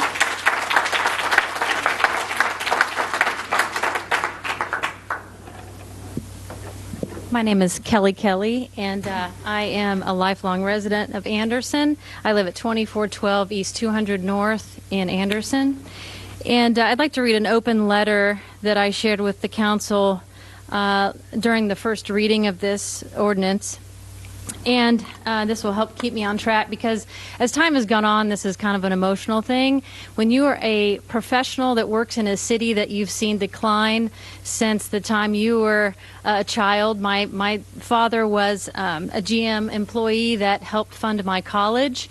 He and I both still live in this community. I've chosen to marry and raise children in this community. I'm 45 years old, and I'm not going anywhere. But I do ask a group of your stature to make good decisions about the future of my city and for those of generations behind me. This may not be the project that brings us out of whatever we're wanting to run from or be delivered from, but it certainly would be a shame for you to not consider the process that's been put forward for you to consider, is this viable for us? I have 2 degrees. I have a bachelor's degree and a master's degree, and I could have gone anywhere in this United States and probably earned 3 times what I do doing what I do for a living. I've worked in public health for 23 years right across the street, and if you don't think that anybody more than myself and some of my colleagues in this audience know what the needs and urges and wants and hardships are of the people in this room now, you know, you're talking to the people. We are here. What's unfortunate is people of my generation and my attitude aren't the ones you're hearing from. And it's not because we don't care. It's because we are working very hard to contribute to the very small tax base that is here. And those of us who want our leaders to make decisions for us and the betterment of our generation are right here. And if the buck stops here in this room, that would be a shame. And I don't think that any one of you sitting up there want to be the ones that say no, that don't allow this process to even proceed. If you don't have enough confidence in your city attorneys, your senators, the folks that put this together, the state language, for goodness sake, if you don't have enough confidence in that, then what is that saying about our local government and our democracy? So I ask you tonight to strongly consider not letting folks from Delaware County, from other communities, make decisions for what could be something very good for this community. Thank you. Thank you. Thank you.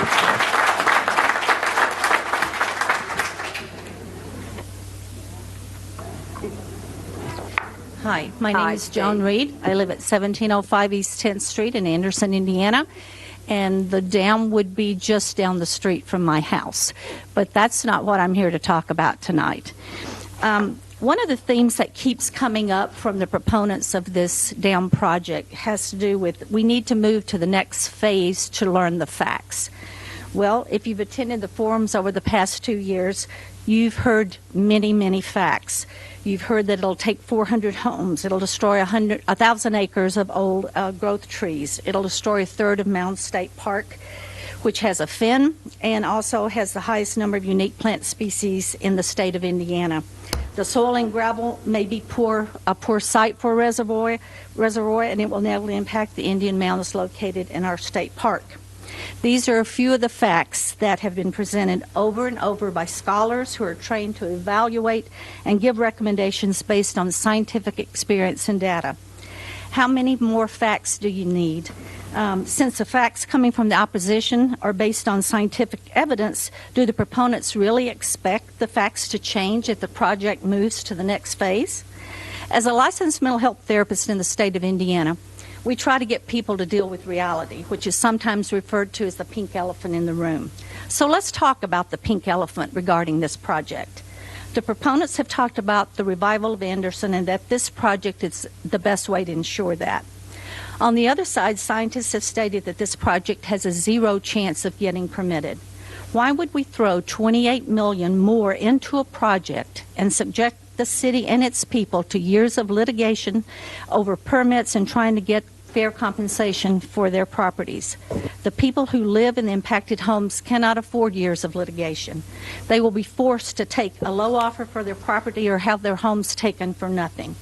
Let's not be fooled. The bottom line for this project, if we move to the next phase, will further line the pockets of the few influential and wealthy backers at the expense of the city, its citizenry, and its environment. You as the Commission have the power to vote to move this project forward. You can ignore the scientific data and what will happen to our natural resources and people's homes, or you can drink the Kool-Aid and hope for the best. The choice is yours. Thank you.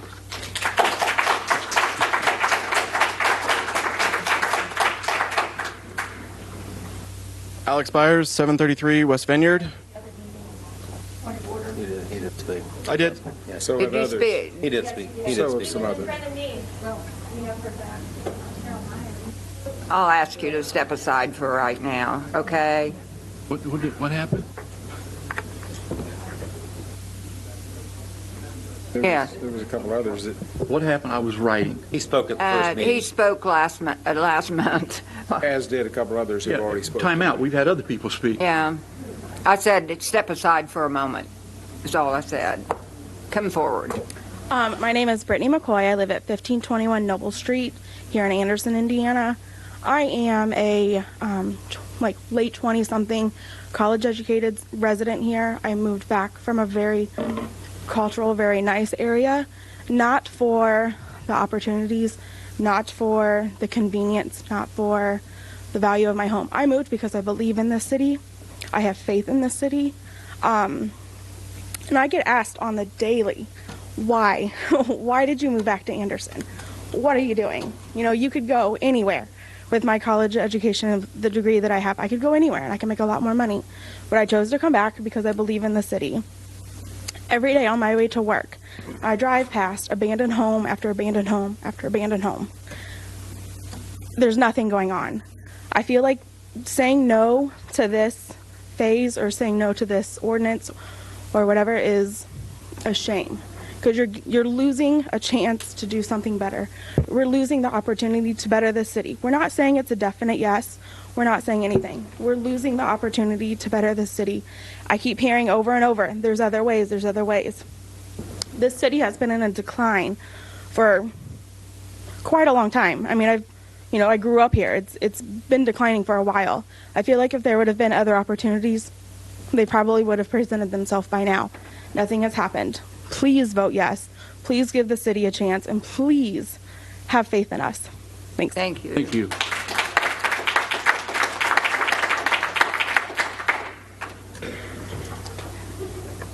Good evening. My name is Bonnie Bernard, and I live at 1402 Daleville Avenue in Anderson, Indiana. And I'm definitely for seeing this project move forward.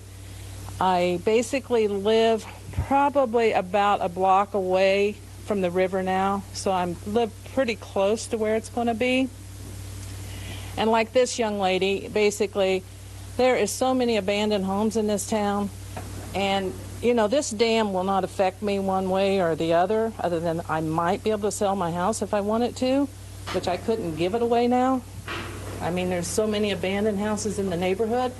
Literally, a new house a block away from me was on auction maybe a year and a half ago, And I told my husband I should go over there and offer them $20,000 for that house. The house was auctioned off for $12,000. I mean, it's ridiculous. And like, you know, I'm an older person. I'm actually retired. I was brought here to Anderson about 18 years ago because at that time I had to live within a certain radius of Indianapolis, and my husband was teaching in Marion, so this was kind of the halfway spot, so it brought us here. But you know, I'm an older person. It's not going to affect me. I'm retired from the state police, as well as another place that I worked for a while. So I've got income coming in, whether the dam goes or not. But, you know, we need to bring these younger people back. We need to bring these people back with college degrees and that type thing, and let them sit in these seats someday and run the city. Because, like many of you and me, we're not going to be here that long. You know, we've only got a limited amount of time. And basically, my son, who's also graduated from college, student loans, he can only get a minimum wage job. I've basically got guardianship of his son now, partly due to the fact that, partly due to his financial situation. But, you know, I think that this project should at least be moved forward to see if it's viable or not, and to bring back these young people. Like I said, it's not really going to affect me, other than I guess I could sell my house if I wanted to, which I couldn't give it away now. But please think about this. I think it's the best thing going for Anderson right now, and thank you very much for your time. Thank you. Thank you.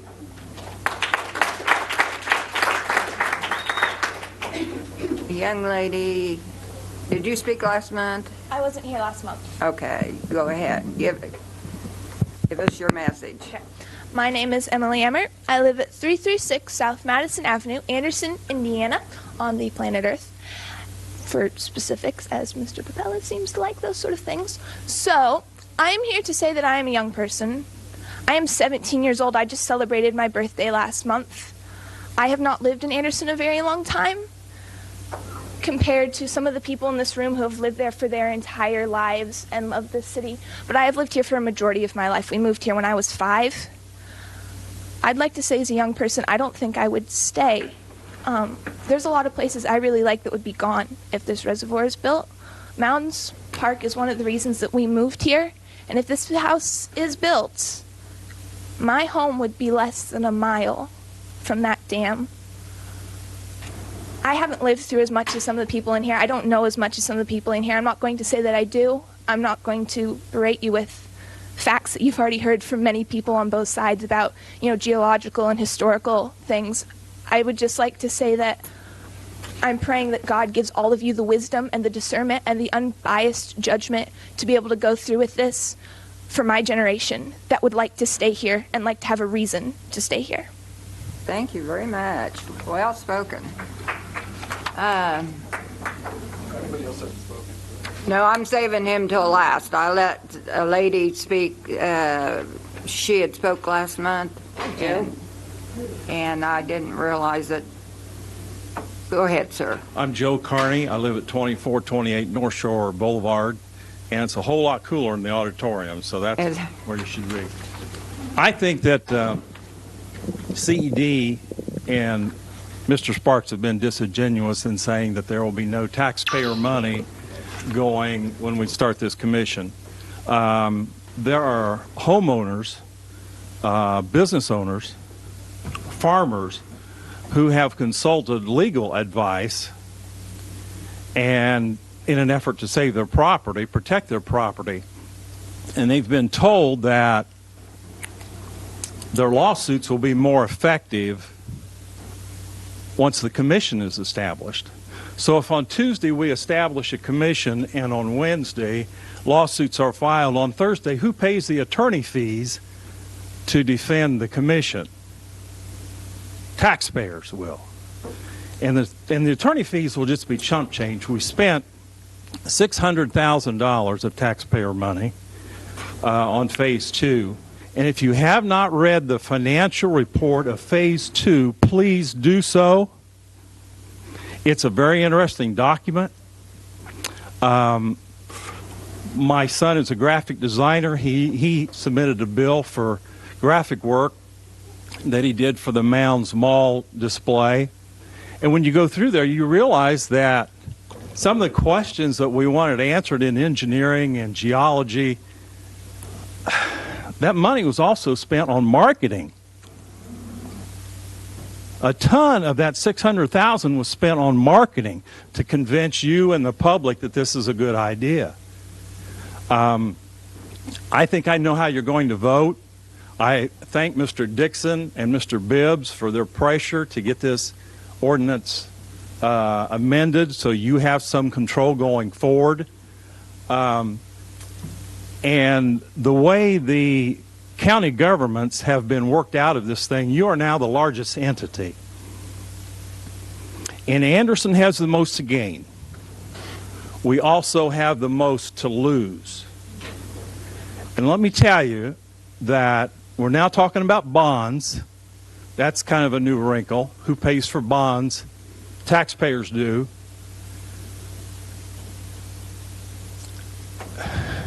We have a lot to gain, but please remember that economic development, businesses do not move to towns that have gone bankrupt. Businesses leave towns that have gone bankrupt. I don't want to drive down 69 and point to that building over and say that empty building was Nestle. $500 million. $500 million could bankrupt us if this thing goes south. And these boondoggle projects have a momentum of their own once they get started. So I will say, please stay on top of that. There's so many instances where a project was not wanted, was over budget, but some entities kept it going, and the public paid the cost. Thank you. Thank you. Thank you. Wait a minute, sir. Would somebody go out and ask the people in the auditorium if anybody wants to speak? Yeah, they can hear you. Just ask them. Well, okay. Come forward. I forget about that. Come forward if you're in the auditorium and like to speak. My name is Bill Passmore. I live at 616 West Vineyard Street. Well, here's the way it is. I moved here. I went to prison. I was into organized crime. I moved here to start a business. Was denied use of my business because somebody else wanted it here. And they told me it was a back zone to residential. Never was. It's zoned industrial. Been told out they're going to kill my kids if I didn't stop, which I've seen what goes on. I put up signs starting a website to report crooked public officials. Tons of stuff come out of it. I know what goes on in this town. People's hearts still profess God. They're so far away from God.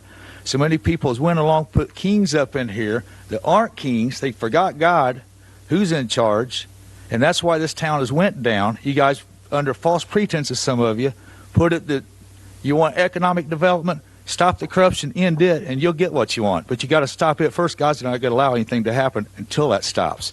Now, you want me exposed? From what I know, Alex, you was dumping oil in the river for when you had your auto recycling business. Is that true or not? That's what I was told, and that come out of the Harley shop from several people. Okay. Now, I'm just telling you, I'll expose everything. I've exposed Aquamanims. I expose everybody. I don't play sides. I told you I used to be in organized crime. I see what it does. You guys will play stuff, I'll go talk to every single house and everything, and I'll expose everybody in this whole town. Thank you, sir. Thank you. Better get God right. I do believe in God, sir, but let me make this statement. To begin with, you're talking about my father's business, who received a state award on how he kept the property clean from dumping from oil. You can check with IDEM on that as well. Rick Gender, 4127 East 300 North, Anderson, Indiana. How it's going to affect me directly would be closed roads, bridges, high water levels. We have a lot of farm ground in our area. We own farm ground, my family and I. And the reservoir would flood a lot of farm ground, a lot of acreage, and raise water levels on whatever's left.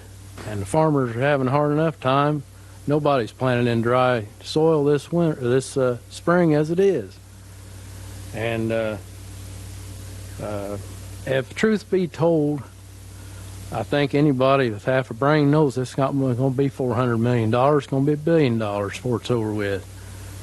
And why don't we spend that money on schools, roads, and bridges?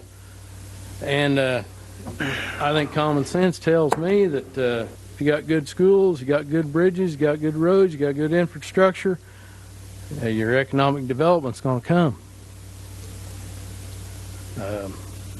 But if you go through with it, my family, friends, and neighbors have all decided we're going to go through with something else.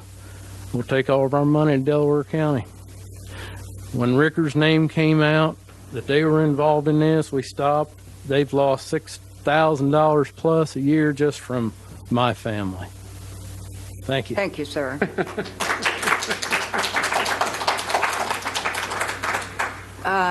Anyone else in the audience, come forward. Hi, my name's Jerome Jenkinson. I live at 40 Metro, Anderson, Indiana. I just recently moved here from Michigan. I live in Hollywood Estates. I'm also employed by Hollywood Estates. So you were talking about if it's going to personally impact somebody, it's going to. I just purchased a house. I'll lose my house. If they take Hollywood Estates away, you know, there goes my job. So that's 2 points there.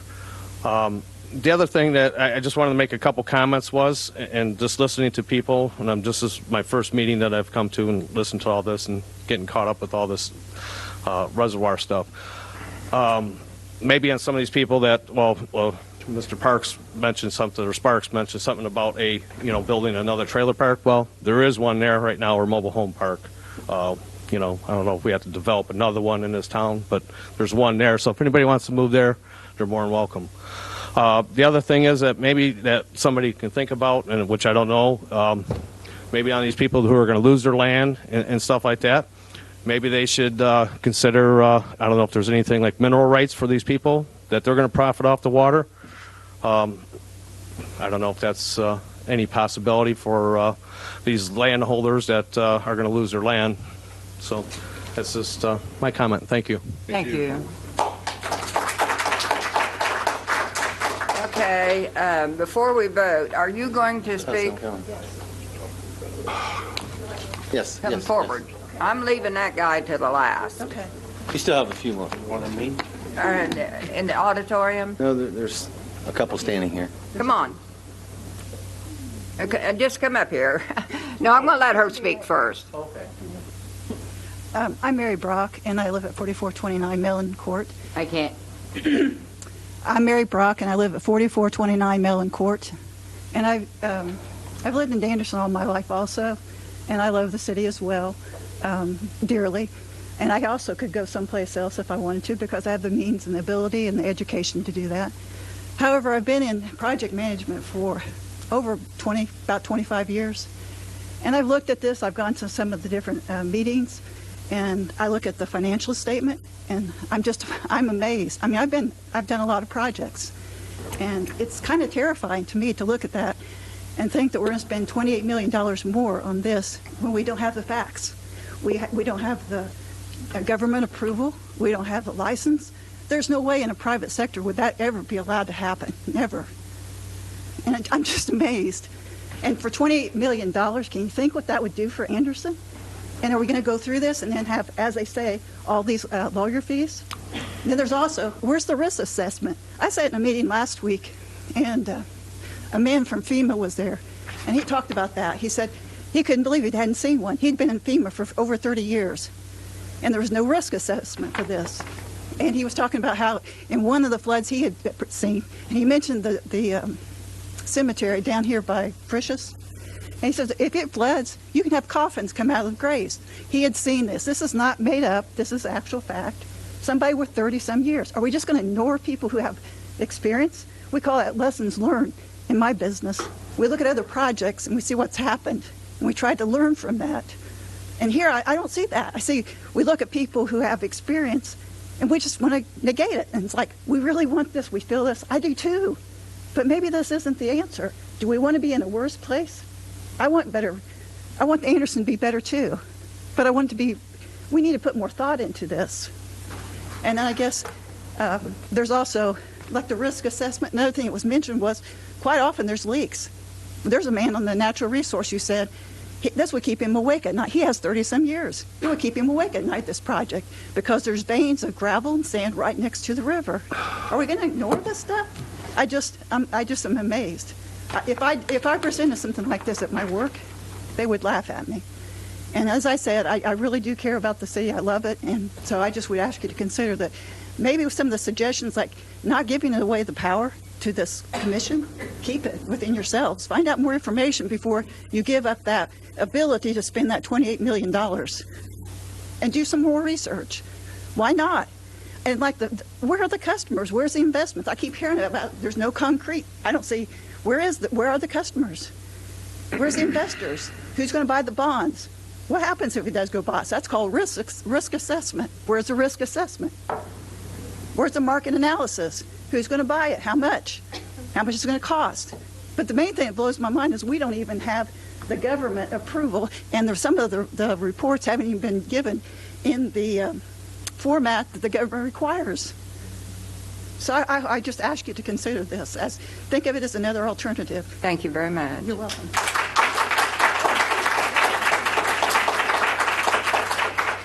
If you'll permit me to speak, I live in Daleville, so I live in Delaware County.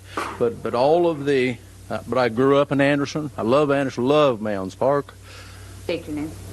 I'm so sorry. Mark Nunley. It's 8205 South Walnut Street in Daleville. I just wanted to say all the things and the concerns about the flooding, it's all the way down the river. It's Chesterfield, it's Daleville. We're concerned about the heart of Daleville. And I know this council, you represent Anderson, so I don't want to take too much of your time and speak out of turn. But the people in Delaware County and on down the road, we're all going to be adversely affected by this. Where I live, my house, the church building, a half of town, everything drains to the river. And when that river rises, and the town is not that many feet above the river, but all that water starts backing up when we have flood stage and all the drain water's going that way. We all have seen manhole covers up. We know what water does when water's coming from two different directions. So, a member of our town council is concerned about the wells, the septic tanks, our sewer system, all of that. So what you're doing is going to help create a chain reaction effect on down for all the rest of us as well. So I thought I had at least an interest in speaking at this meeting. I want to express my views because it's not just Anderson people who are losing their homes and things, but it's going to affect all of us. Thank you. Okay, thank you for your time.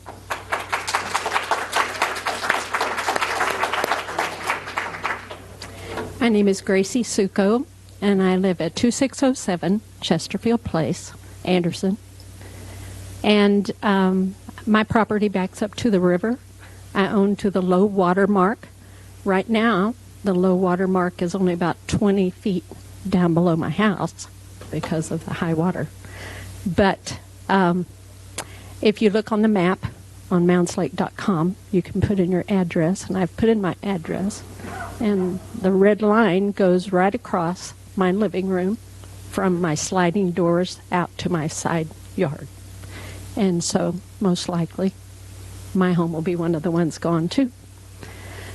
Both of my kids had to leave town to get jobs. They couldn't get a job. My son wanted to be a firefighter. He couldn't even get a job in Anderson because there were too many people applying. It ended up he didn't get a job.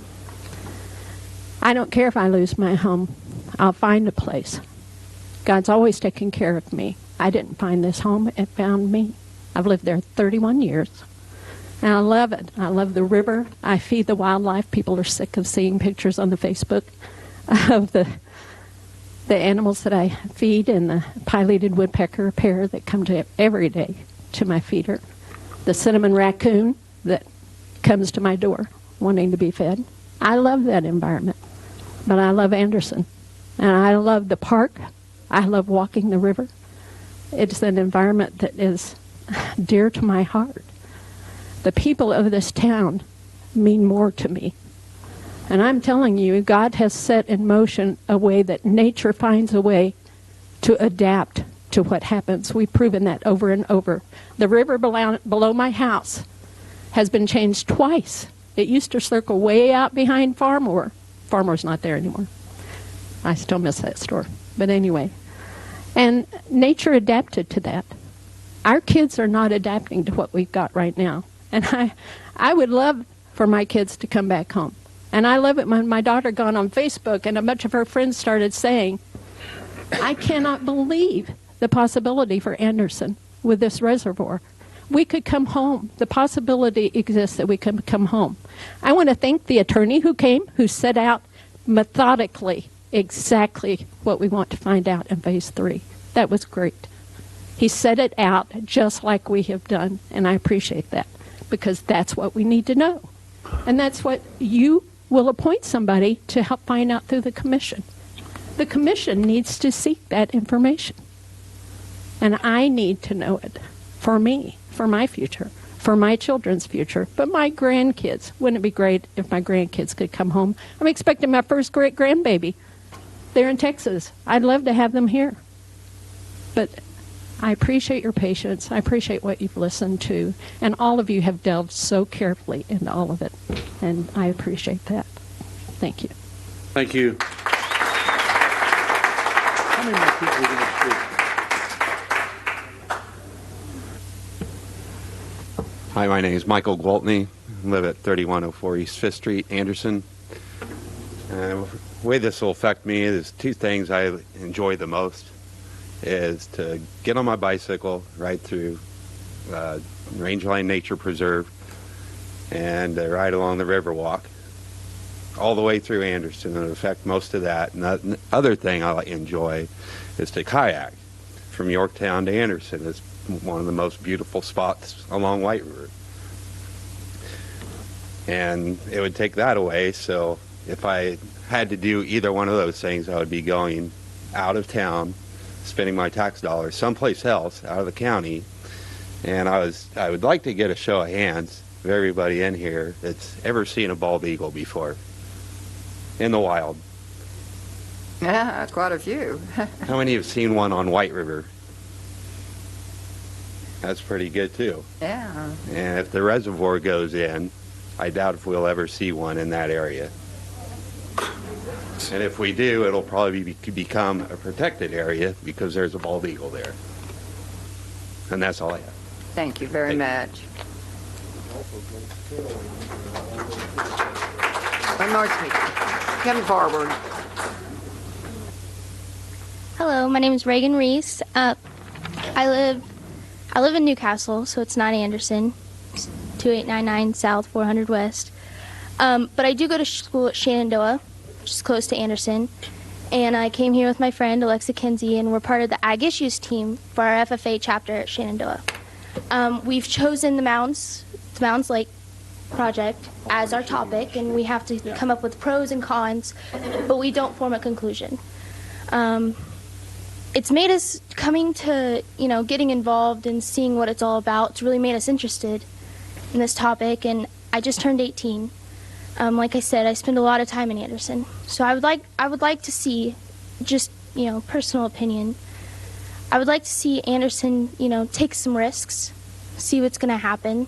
So that could be somewhere where I could have my family later down the road, and just to see how it could prosper and come about, and I think it would be a good idea for Anderson to take some risks. I feel like that's what it's come down to it, for Anderson to take some risks, and that's all I gotta say. Thank you very much. Okay, I think you're last. I let a lady speak that lived on Madison Avenue, I think. She spoke last month. And so, make it brief. Well, I appreciate the opportunity to speak twice. My name is Alex Byers, 733 West Vineyard, Anderson, Indiana. I'm going to be the briefest one here tonight. Our community is getting older. My generation is flocking elsewhere. They see no hope.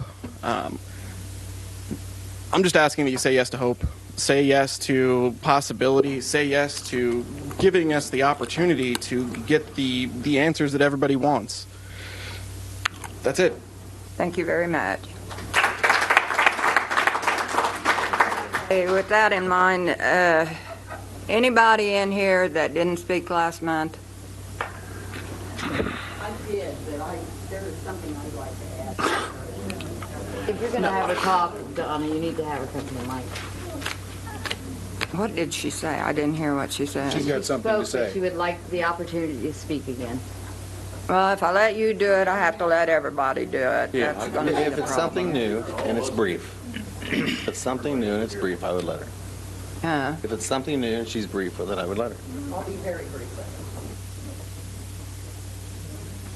What is going to be new? We've heard everything there is to hear. Well, I don't think you've heard this, Art. Okay, please. Okay, my name is Helen Ween, and I live at 3522 East 200 North, Anderson, Indiana. And I attended the meeting at Byram Hall, which most of you were invited to, and I think only Joe was the only one to show up. I don't know if he stayed there to hear Brad Rail's presentation. I don't know if you, most of you should know Brad Rail. He was a civil engineer for the city of Anderson in Madison County. And he brought up something I had never heard before in anything that had been proposed. And Brad Rail, as you know, is a surveyor. He did a survey analysis of the top of the dam. And what he said was that at the top of the dam, at flood stage, would be 880 feet above sea level. And then he did the elevations for the city of Anderson. And the city of Anderson's elevations are 829, 839, 849, nowhere near the 880. If that dam ever breaches, the city of Anderson will be underwater. And I've not heard anybody say that, and I think it's very important that you know that before you move on with this council. Thank you. Thank you.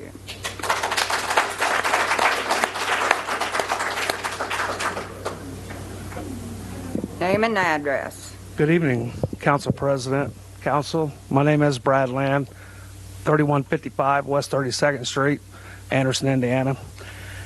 Well, I got to tell you, the first time I heard about this, I thought, what a great concept. Who thought of that? That is a wonderful idea. I can't believe it.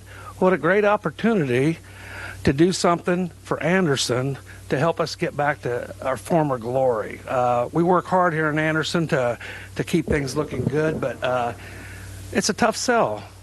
Newcastle, Muncie, you know, all these towns are in the same shape. The automotive got up and left, and we're left here to pick up the pieces. I understand a lot of people are upset about this, and they have that right. And I'm not going to try to put them down or anything else. I myself am just excited about it. You know, a lot of people talk about kayaking, canoeing. I got to tell you, in the lake, you can do a lot more than that. Pontoons, sailboats. Go up to Muncie Reservoir. Well, they're having a lot of fun up there. Go down to Brookville. They're having a great time down there. A lot of people visiting, coming in from out of town, spending their money. Boats aren't cheap. So I think this does give a lot of great opportunity to people. Somebody mentioned, you know, somebody might make some money off of it. I wish it was me. I wish I had a bait shop or something, doggone it. I'd love it. That's what this is about. That's what, you know, Americans have done. They've strived to try to start a business, to raise a family, and make a little bit of money. I mean, that doesn't make you bad. But, you know, the fact we know, we've seen that these other reservoirs drying up and stuff, so we know it's a great opportunity to have this right here in our town, all this water held captive in Anderson. Muncie doesn't want in on it. I'm okay with that. Cut them off.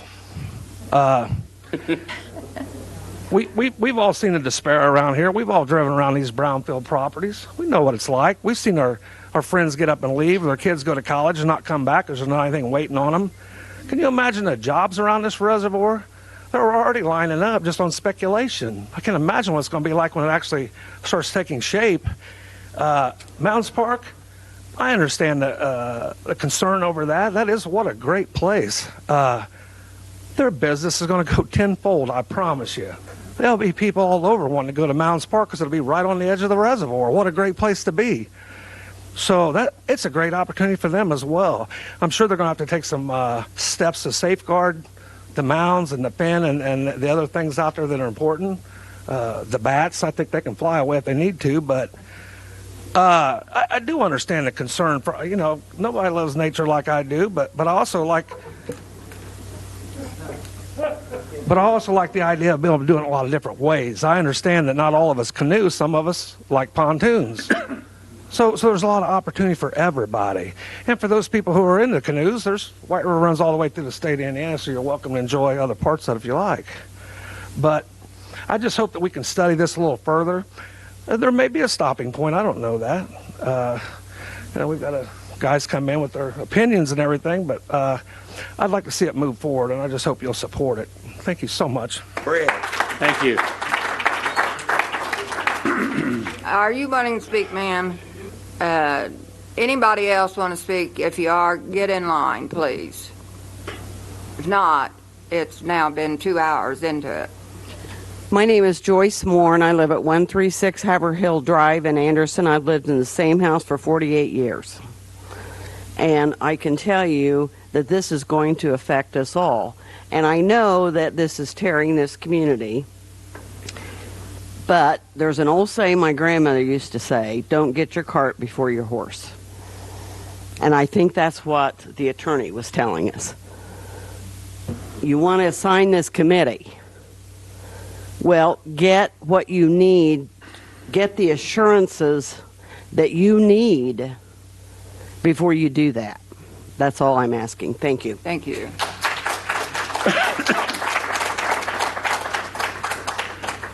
Council, you want to take a break, or do you want to? No, let's go. Well, then I'll have somebody call for a question. Call for the question. Wait a minute, you council get a chance to respond, don't they? You didn't ask the council, did they have any questions? Council, do you have a question? You have a question, Councilman Dixon? I make a motion that we table ordinance 1115. Point of order, you have a motion on the floor already. And it's been properly seconded. What did he say?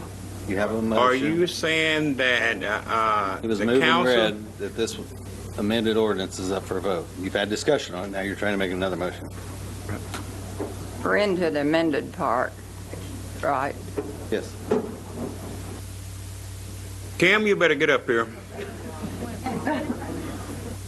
My understanding, members of the council, a motion to the table is always in order. I thank you for that. Just call for a second and a vote by the majority. If I don't get a second, I don't get a second, but my motion is in order. No, it's not. You didn't ask for the floor, so you don't get particular, okay? But nobody seconded it, so listen. I call for the Okay, the question. question's been called. Councilman Papella. Yes. Councilman Willis. Yes. Councilman Dixon. No. Councilman Bibbs. Yes. Councilman Newman. Yes. Councilman Jones. Yes. Councilman Ikes. Yes. President Davis. Yes. Motion has passed. Second reading. First reading. Madam President. Second reading. Second reading. As amended. As amended. Madam President, Yes. I'd like to have ordinance 11-15 be given its third and final reading. Madam President, I second that. Ended. Is it- Ordinance 11-15. Yeah.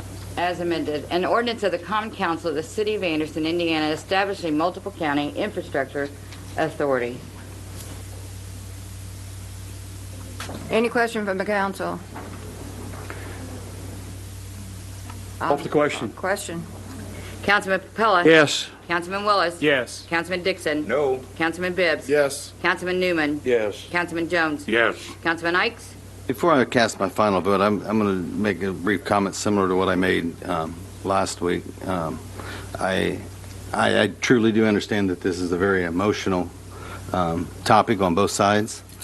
The vote tonight doesn't mean you're going to have a reservoir. It doesn't mean you're not going to have a reservoir. What it truly means is you're going to find factually whether you can or you can't have one. And then once that information is obtained, then it'll be brought back to this elected body, whomever be serving on such time, and 3 other communities' elected bodies. And should those people, once all that investigation has been done, determine that a reservoir is in the best interest of all of our communities, then they'll address that at that time. But the vote tonight is merely to find factual information, to see if we can get through a permitting process, and to see if it can be funded. It doesn't obligate this community. I've heard many, many times over the last 2 meetings that we're going to spend $28 million that we could spend some other way. This council is not obligating a dime to this. Neither are the other three councils. It will be entirely up to this commission to get the funding to move this forward. And with that, I vote yes. Madam President, before you vote, may I have the floor then, please? Although I voted. Go ahead. I wasn't going to say anything. I was just going to vote, but I'm going to go ahead and say some things after I've sat here for 7 hours and heard all kinds of things. First of all, I resent anybody in this audience that would attack this council that we're trying to line our pockets. I've been on this council since 2003 when I won the election.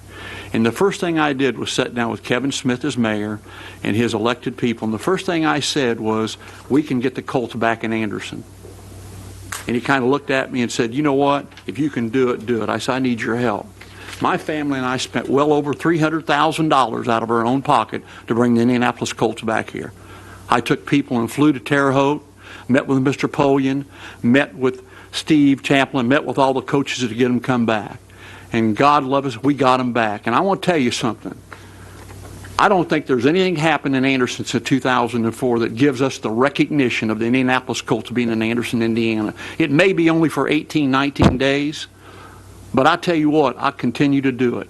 And when I was first in office, we switched health insurance and saved the city $10 million and gave the employees of the city of Anderson free insurance for the month of December, made headlines of the paper.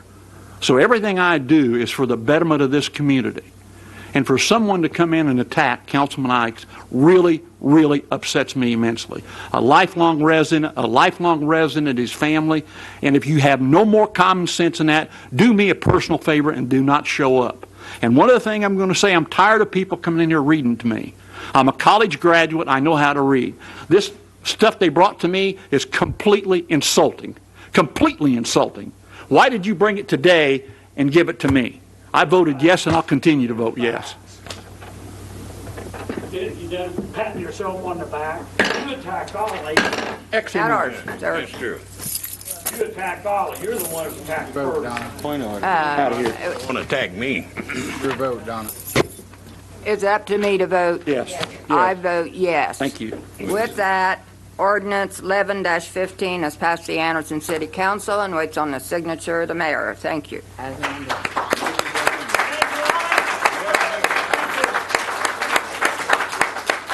a minute, folks. The mayor is going to speak. If you don't want to hear what he has to say, you can move on.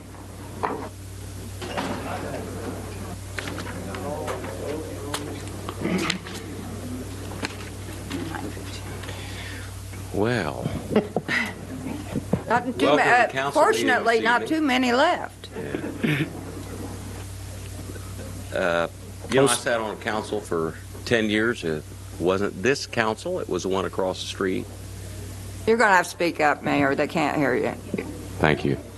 Now I sat we on hear this. you. I sat on a council for 10 years. It wasn't this council. It was one across the street. And I do appreciate all of your diligence, your patience, listening to the public particularly. I mean, you've done a great job with folks being allowed to address you, and that's wonderful. I applaud you for it. Thank you very much. The hours spent, I think, were well worth time. I want to thank you for other things. You've been very supportive of the new job projects that we've worked on throughout the last several years, and I thank you, and thank you for your continued indulgence in those things. But I just want to say very briefly, Donna Davis, Councilwoman Davis, I have been rereading my copy of the RUDAT study, which is dated 1985.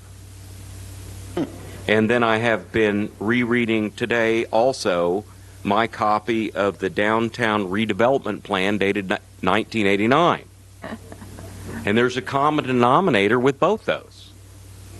Councilwoman Donna Davis was on both those groups that I'm still on there. involved with that. So I thank you for that. And I would like to say, for those of you that were not involved with the RUDAT study, please chat with Donna to Councilwoman Davis to bring you up to date with all that was discussed back then. RUDAT was a study of downtown Anderson at that point in the mid-'80s when we were uncertain about what our economic future was going to be, where the jobs were going. There had been extensive layoffs because of economic reasons at that point, we thought, with General Motors. And both Guide and Delco were affected. And there were people that had lost their jobs, moved out of town, transferred out of town. Downtown had been in a continual state of decline since about the 1970s with business, sometime after Mounds Mall was built, when the retail area shifted out to the mall. And so this study, RUDAT study, looked at how it is that we as a community can recreate our downtown. What do we need to do to lure business, people, jobs back to the core city? Now, that was followed up in 1989 by a study that cited the RUDAT study. It was a redevelopment plan, and I think most commonly that was referred to as the Florentine Project. But most of that study reiterated what was in the RUDAT study. And it talked about things like direction of streets. And just rereading the RUDAT study again, it talked about conversion, for instance, of Meridian Street to two-way. It talked about 11th Street as it comes off of Nickel Avenue into town, putting that in a two-way configuration so people can go east and hook up with Highway 32. Another way to traverse through town to take some pressure off of 14th Street. The RUDAT study really focused on a concept, and that is what we're really all talking about tonight, and that's the river and how it plays a part in the future. In fact, the RUDAT study talked about lakes downtown. So when this issue came up, it didn't really seem so far-fetched because in the 1980s, the RUDAT study was talking about how you get people back downtown, how do you change your identity, talked about linking that identity to the White River Corridor, creating lakes downtown for recreational opportunity, being able to be outside and commune. So what we've done is we pulled together 17 separate projects. Many of them, several of them, can be related to the RUDAT study. Some can be related to the downtown redevelopment study. There are also best practices that are going on in cities across Indiana and across this country. Current input from people in the community. And so all this came together, and we've consolidated it into a grouping we call Operation Downtown. So we're presenting this evening because a couple things are going on. Number one, perfect opportunity. You're talking about the future of the city. You're talking about White River Corridor. You're talking about recreational opportunities. We're also heading into a strategic time for budgeting where you're going to be involved in budgeting in the next several months. And it's really a multi-year strategy with 17 different projects in there. So I'd like to show some of the slides that have to do with Operation Downtown. Thank you. In the RUDAT study, it talked about how we build greater awareness along the river, in the river corridor, and there was an amphitheater park that was built in on the banks of White River. It also went on to describe how there would be a canoe launch along the river, another venue to really attract people downtown and have event centers where activities can take place. Cincinnati Avenue project. Cincinnati Avenue, we own the right-of-way where the railroad used to be, and I might pay homage to Council of Governments because Madison County Council of Governments and Jerry Bridges is here. Jerry and his team actually put together these renditions. And again, They're conceptual renditions. Turning Cincinnati Avenue into a boulevard, and the reason for that was because we need vehicular traffic, greater access to the core downtown area, and this off of Scatterfield Road, Mounds Road, Ohio Avenue, Cincinnati Avenue into the corridor downtown. Multimodal transportation facility. Again, it addressed issues of transportation in both these studies. We believe that this is a great opportunity for the city of Anderson to participate in the greater conversation in central Indiana, specifically Marion County and Indianapolis, as they talk about passenger rail service. Fountain projects, that was a major part of conversation with both these studies. It talked about how you recreate an image downtown. A downtown is the heart and soul of a community. A downtown is a city's identity. St. Vincent's campus improvements, which include conversion of Jackson Street into two-way traffic.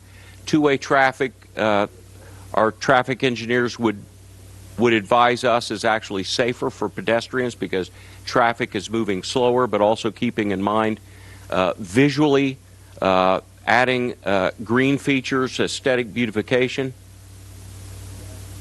Another example of St. Vincent's campus. Now, strategically, with what the millions of dollars that St. Vincent's has recently invested in Anderson with the opening of their new center, visually downtown can expand its scope. Taking the streetscapes that have been put in place on Jackson Street and Meridian Street and stretching those south to St. Vincent's campus actually visually pulls St. Vincent's into downtown, and our downtown enlarges.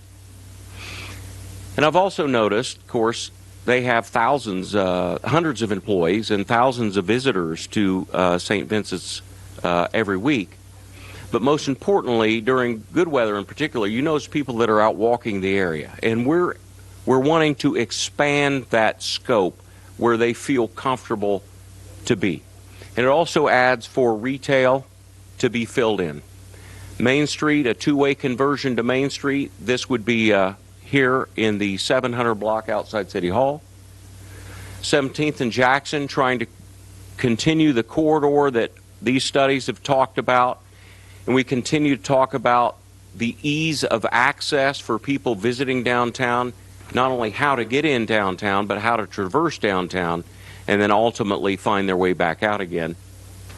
The Brewfest was a good example of Anderson being able to attract 1,000 people or so downtown to Meridian Street. Many of those people were from out of town or the immediate surrounding area. It also told us that there are consumers, and these young people that are in their 20s and 30s, and isn't it amazing that we refer to them as young people? That's all relative, you know. They seem younger every year. But those are the consumers, and for the future health of our community, we have to be attractive to the 20 and 30-year-old somethings who are buying homes, investing in their community, working here, placing their kids in our school system. The Wigwam development, obviously, which is a separate project that you have become familiar with intimately over the last 12 months. Cardinal Greenway in Muncie has a couple train trestles that were abandoned. And Muncie actually uses one of those trestles as a pedestrian walkway. Our trestle is a similar trestle, and we envision putting a boardwalk over the top of it. Kind of fits in with what Brad Land has been doing and Greg Spencer with the Parks Department in salvaging the lumber from the ash trees during this last winter. Jackson Street, a two-way conversion. Of course, we've demonstrated how effective we can be in-house design work with recreating a streetscape on Jackson Street. Jackson Street again from the north looking south.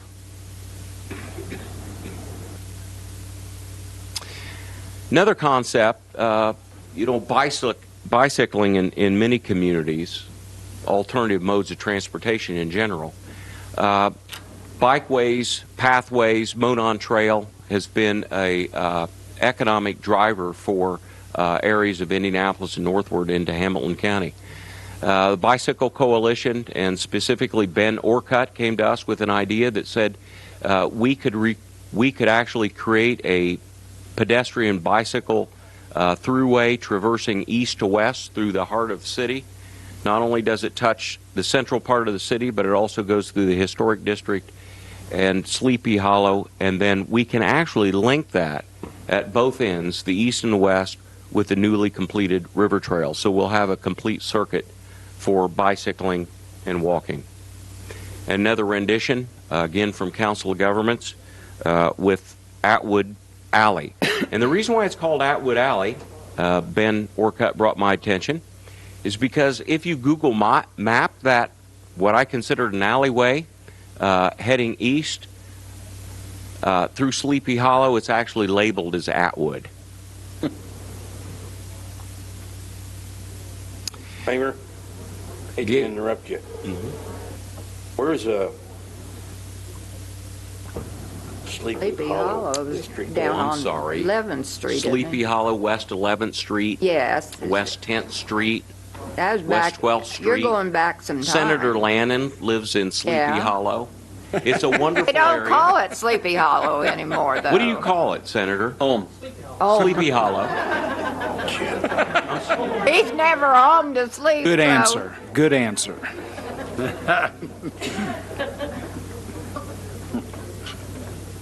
Sleepy Hollow, that was in a book, wasn't it? Yes. No, that was the neighborhood. Was called that. Yeah, that was in a book around Halloween time that comes out, right? Sleepy Hollow.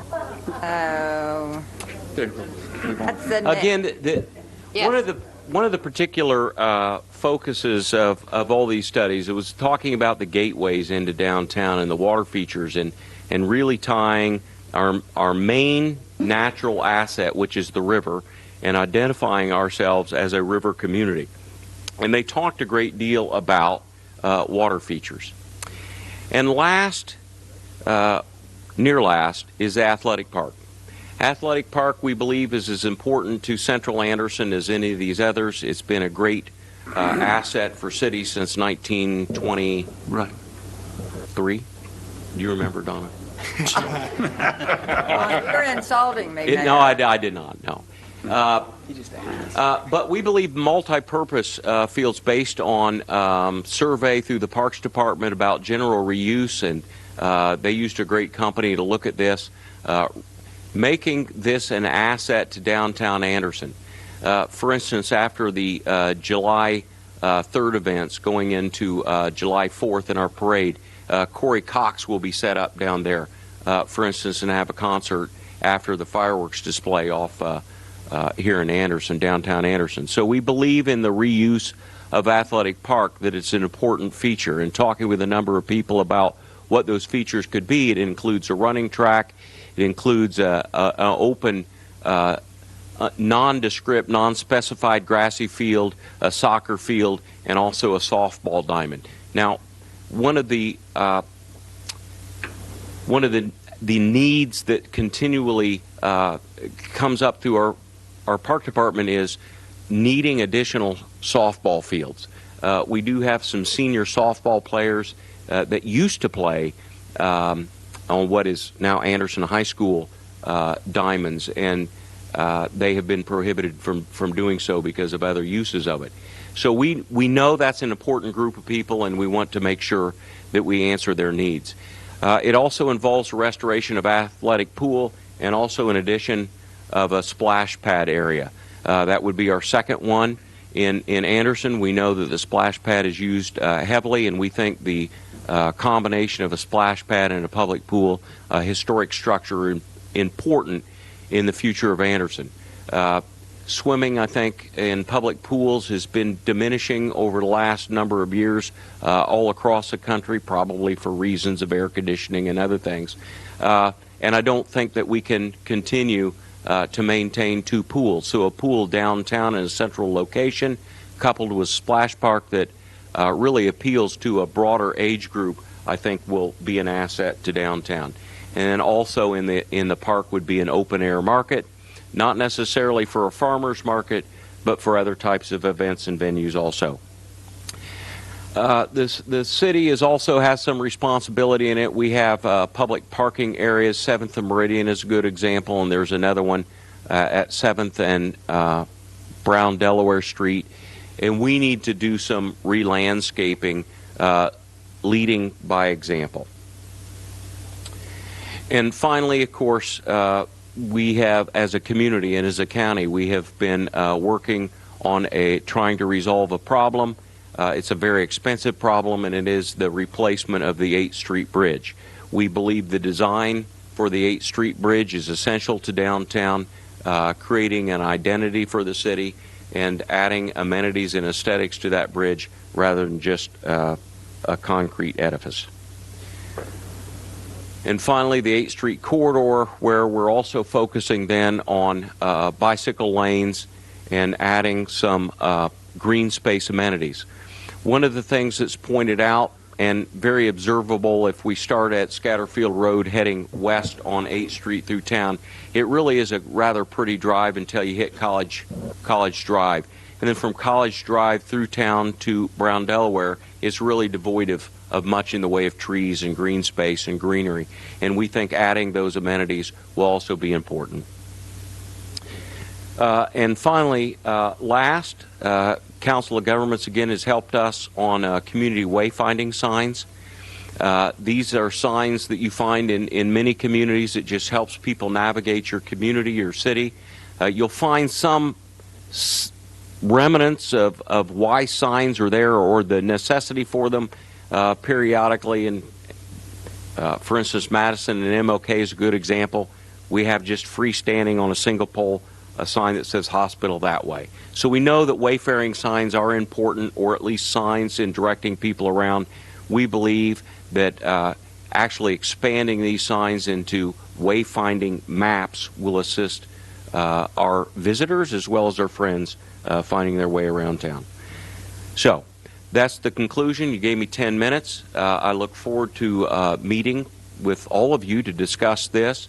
We do have these boards on display in the lobby, and we'll also have this posted, if it's not already, on our website at cityofanderson.com. We're soliciting public opinion and, of course, your opinions on all of these projects as we move forward. Thank you very much. Mayor, could you Thank you, forward Mayor. us that PowerPoint? Make a motion to adjourn. Second. Motion to adjourn. Second. Who had seconded Newman? Yeah. 9:35.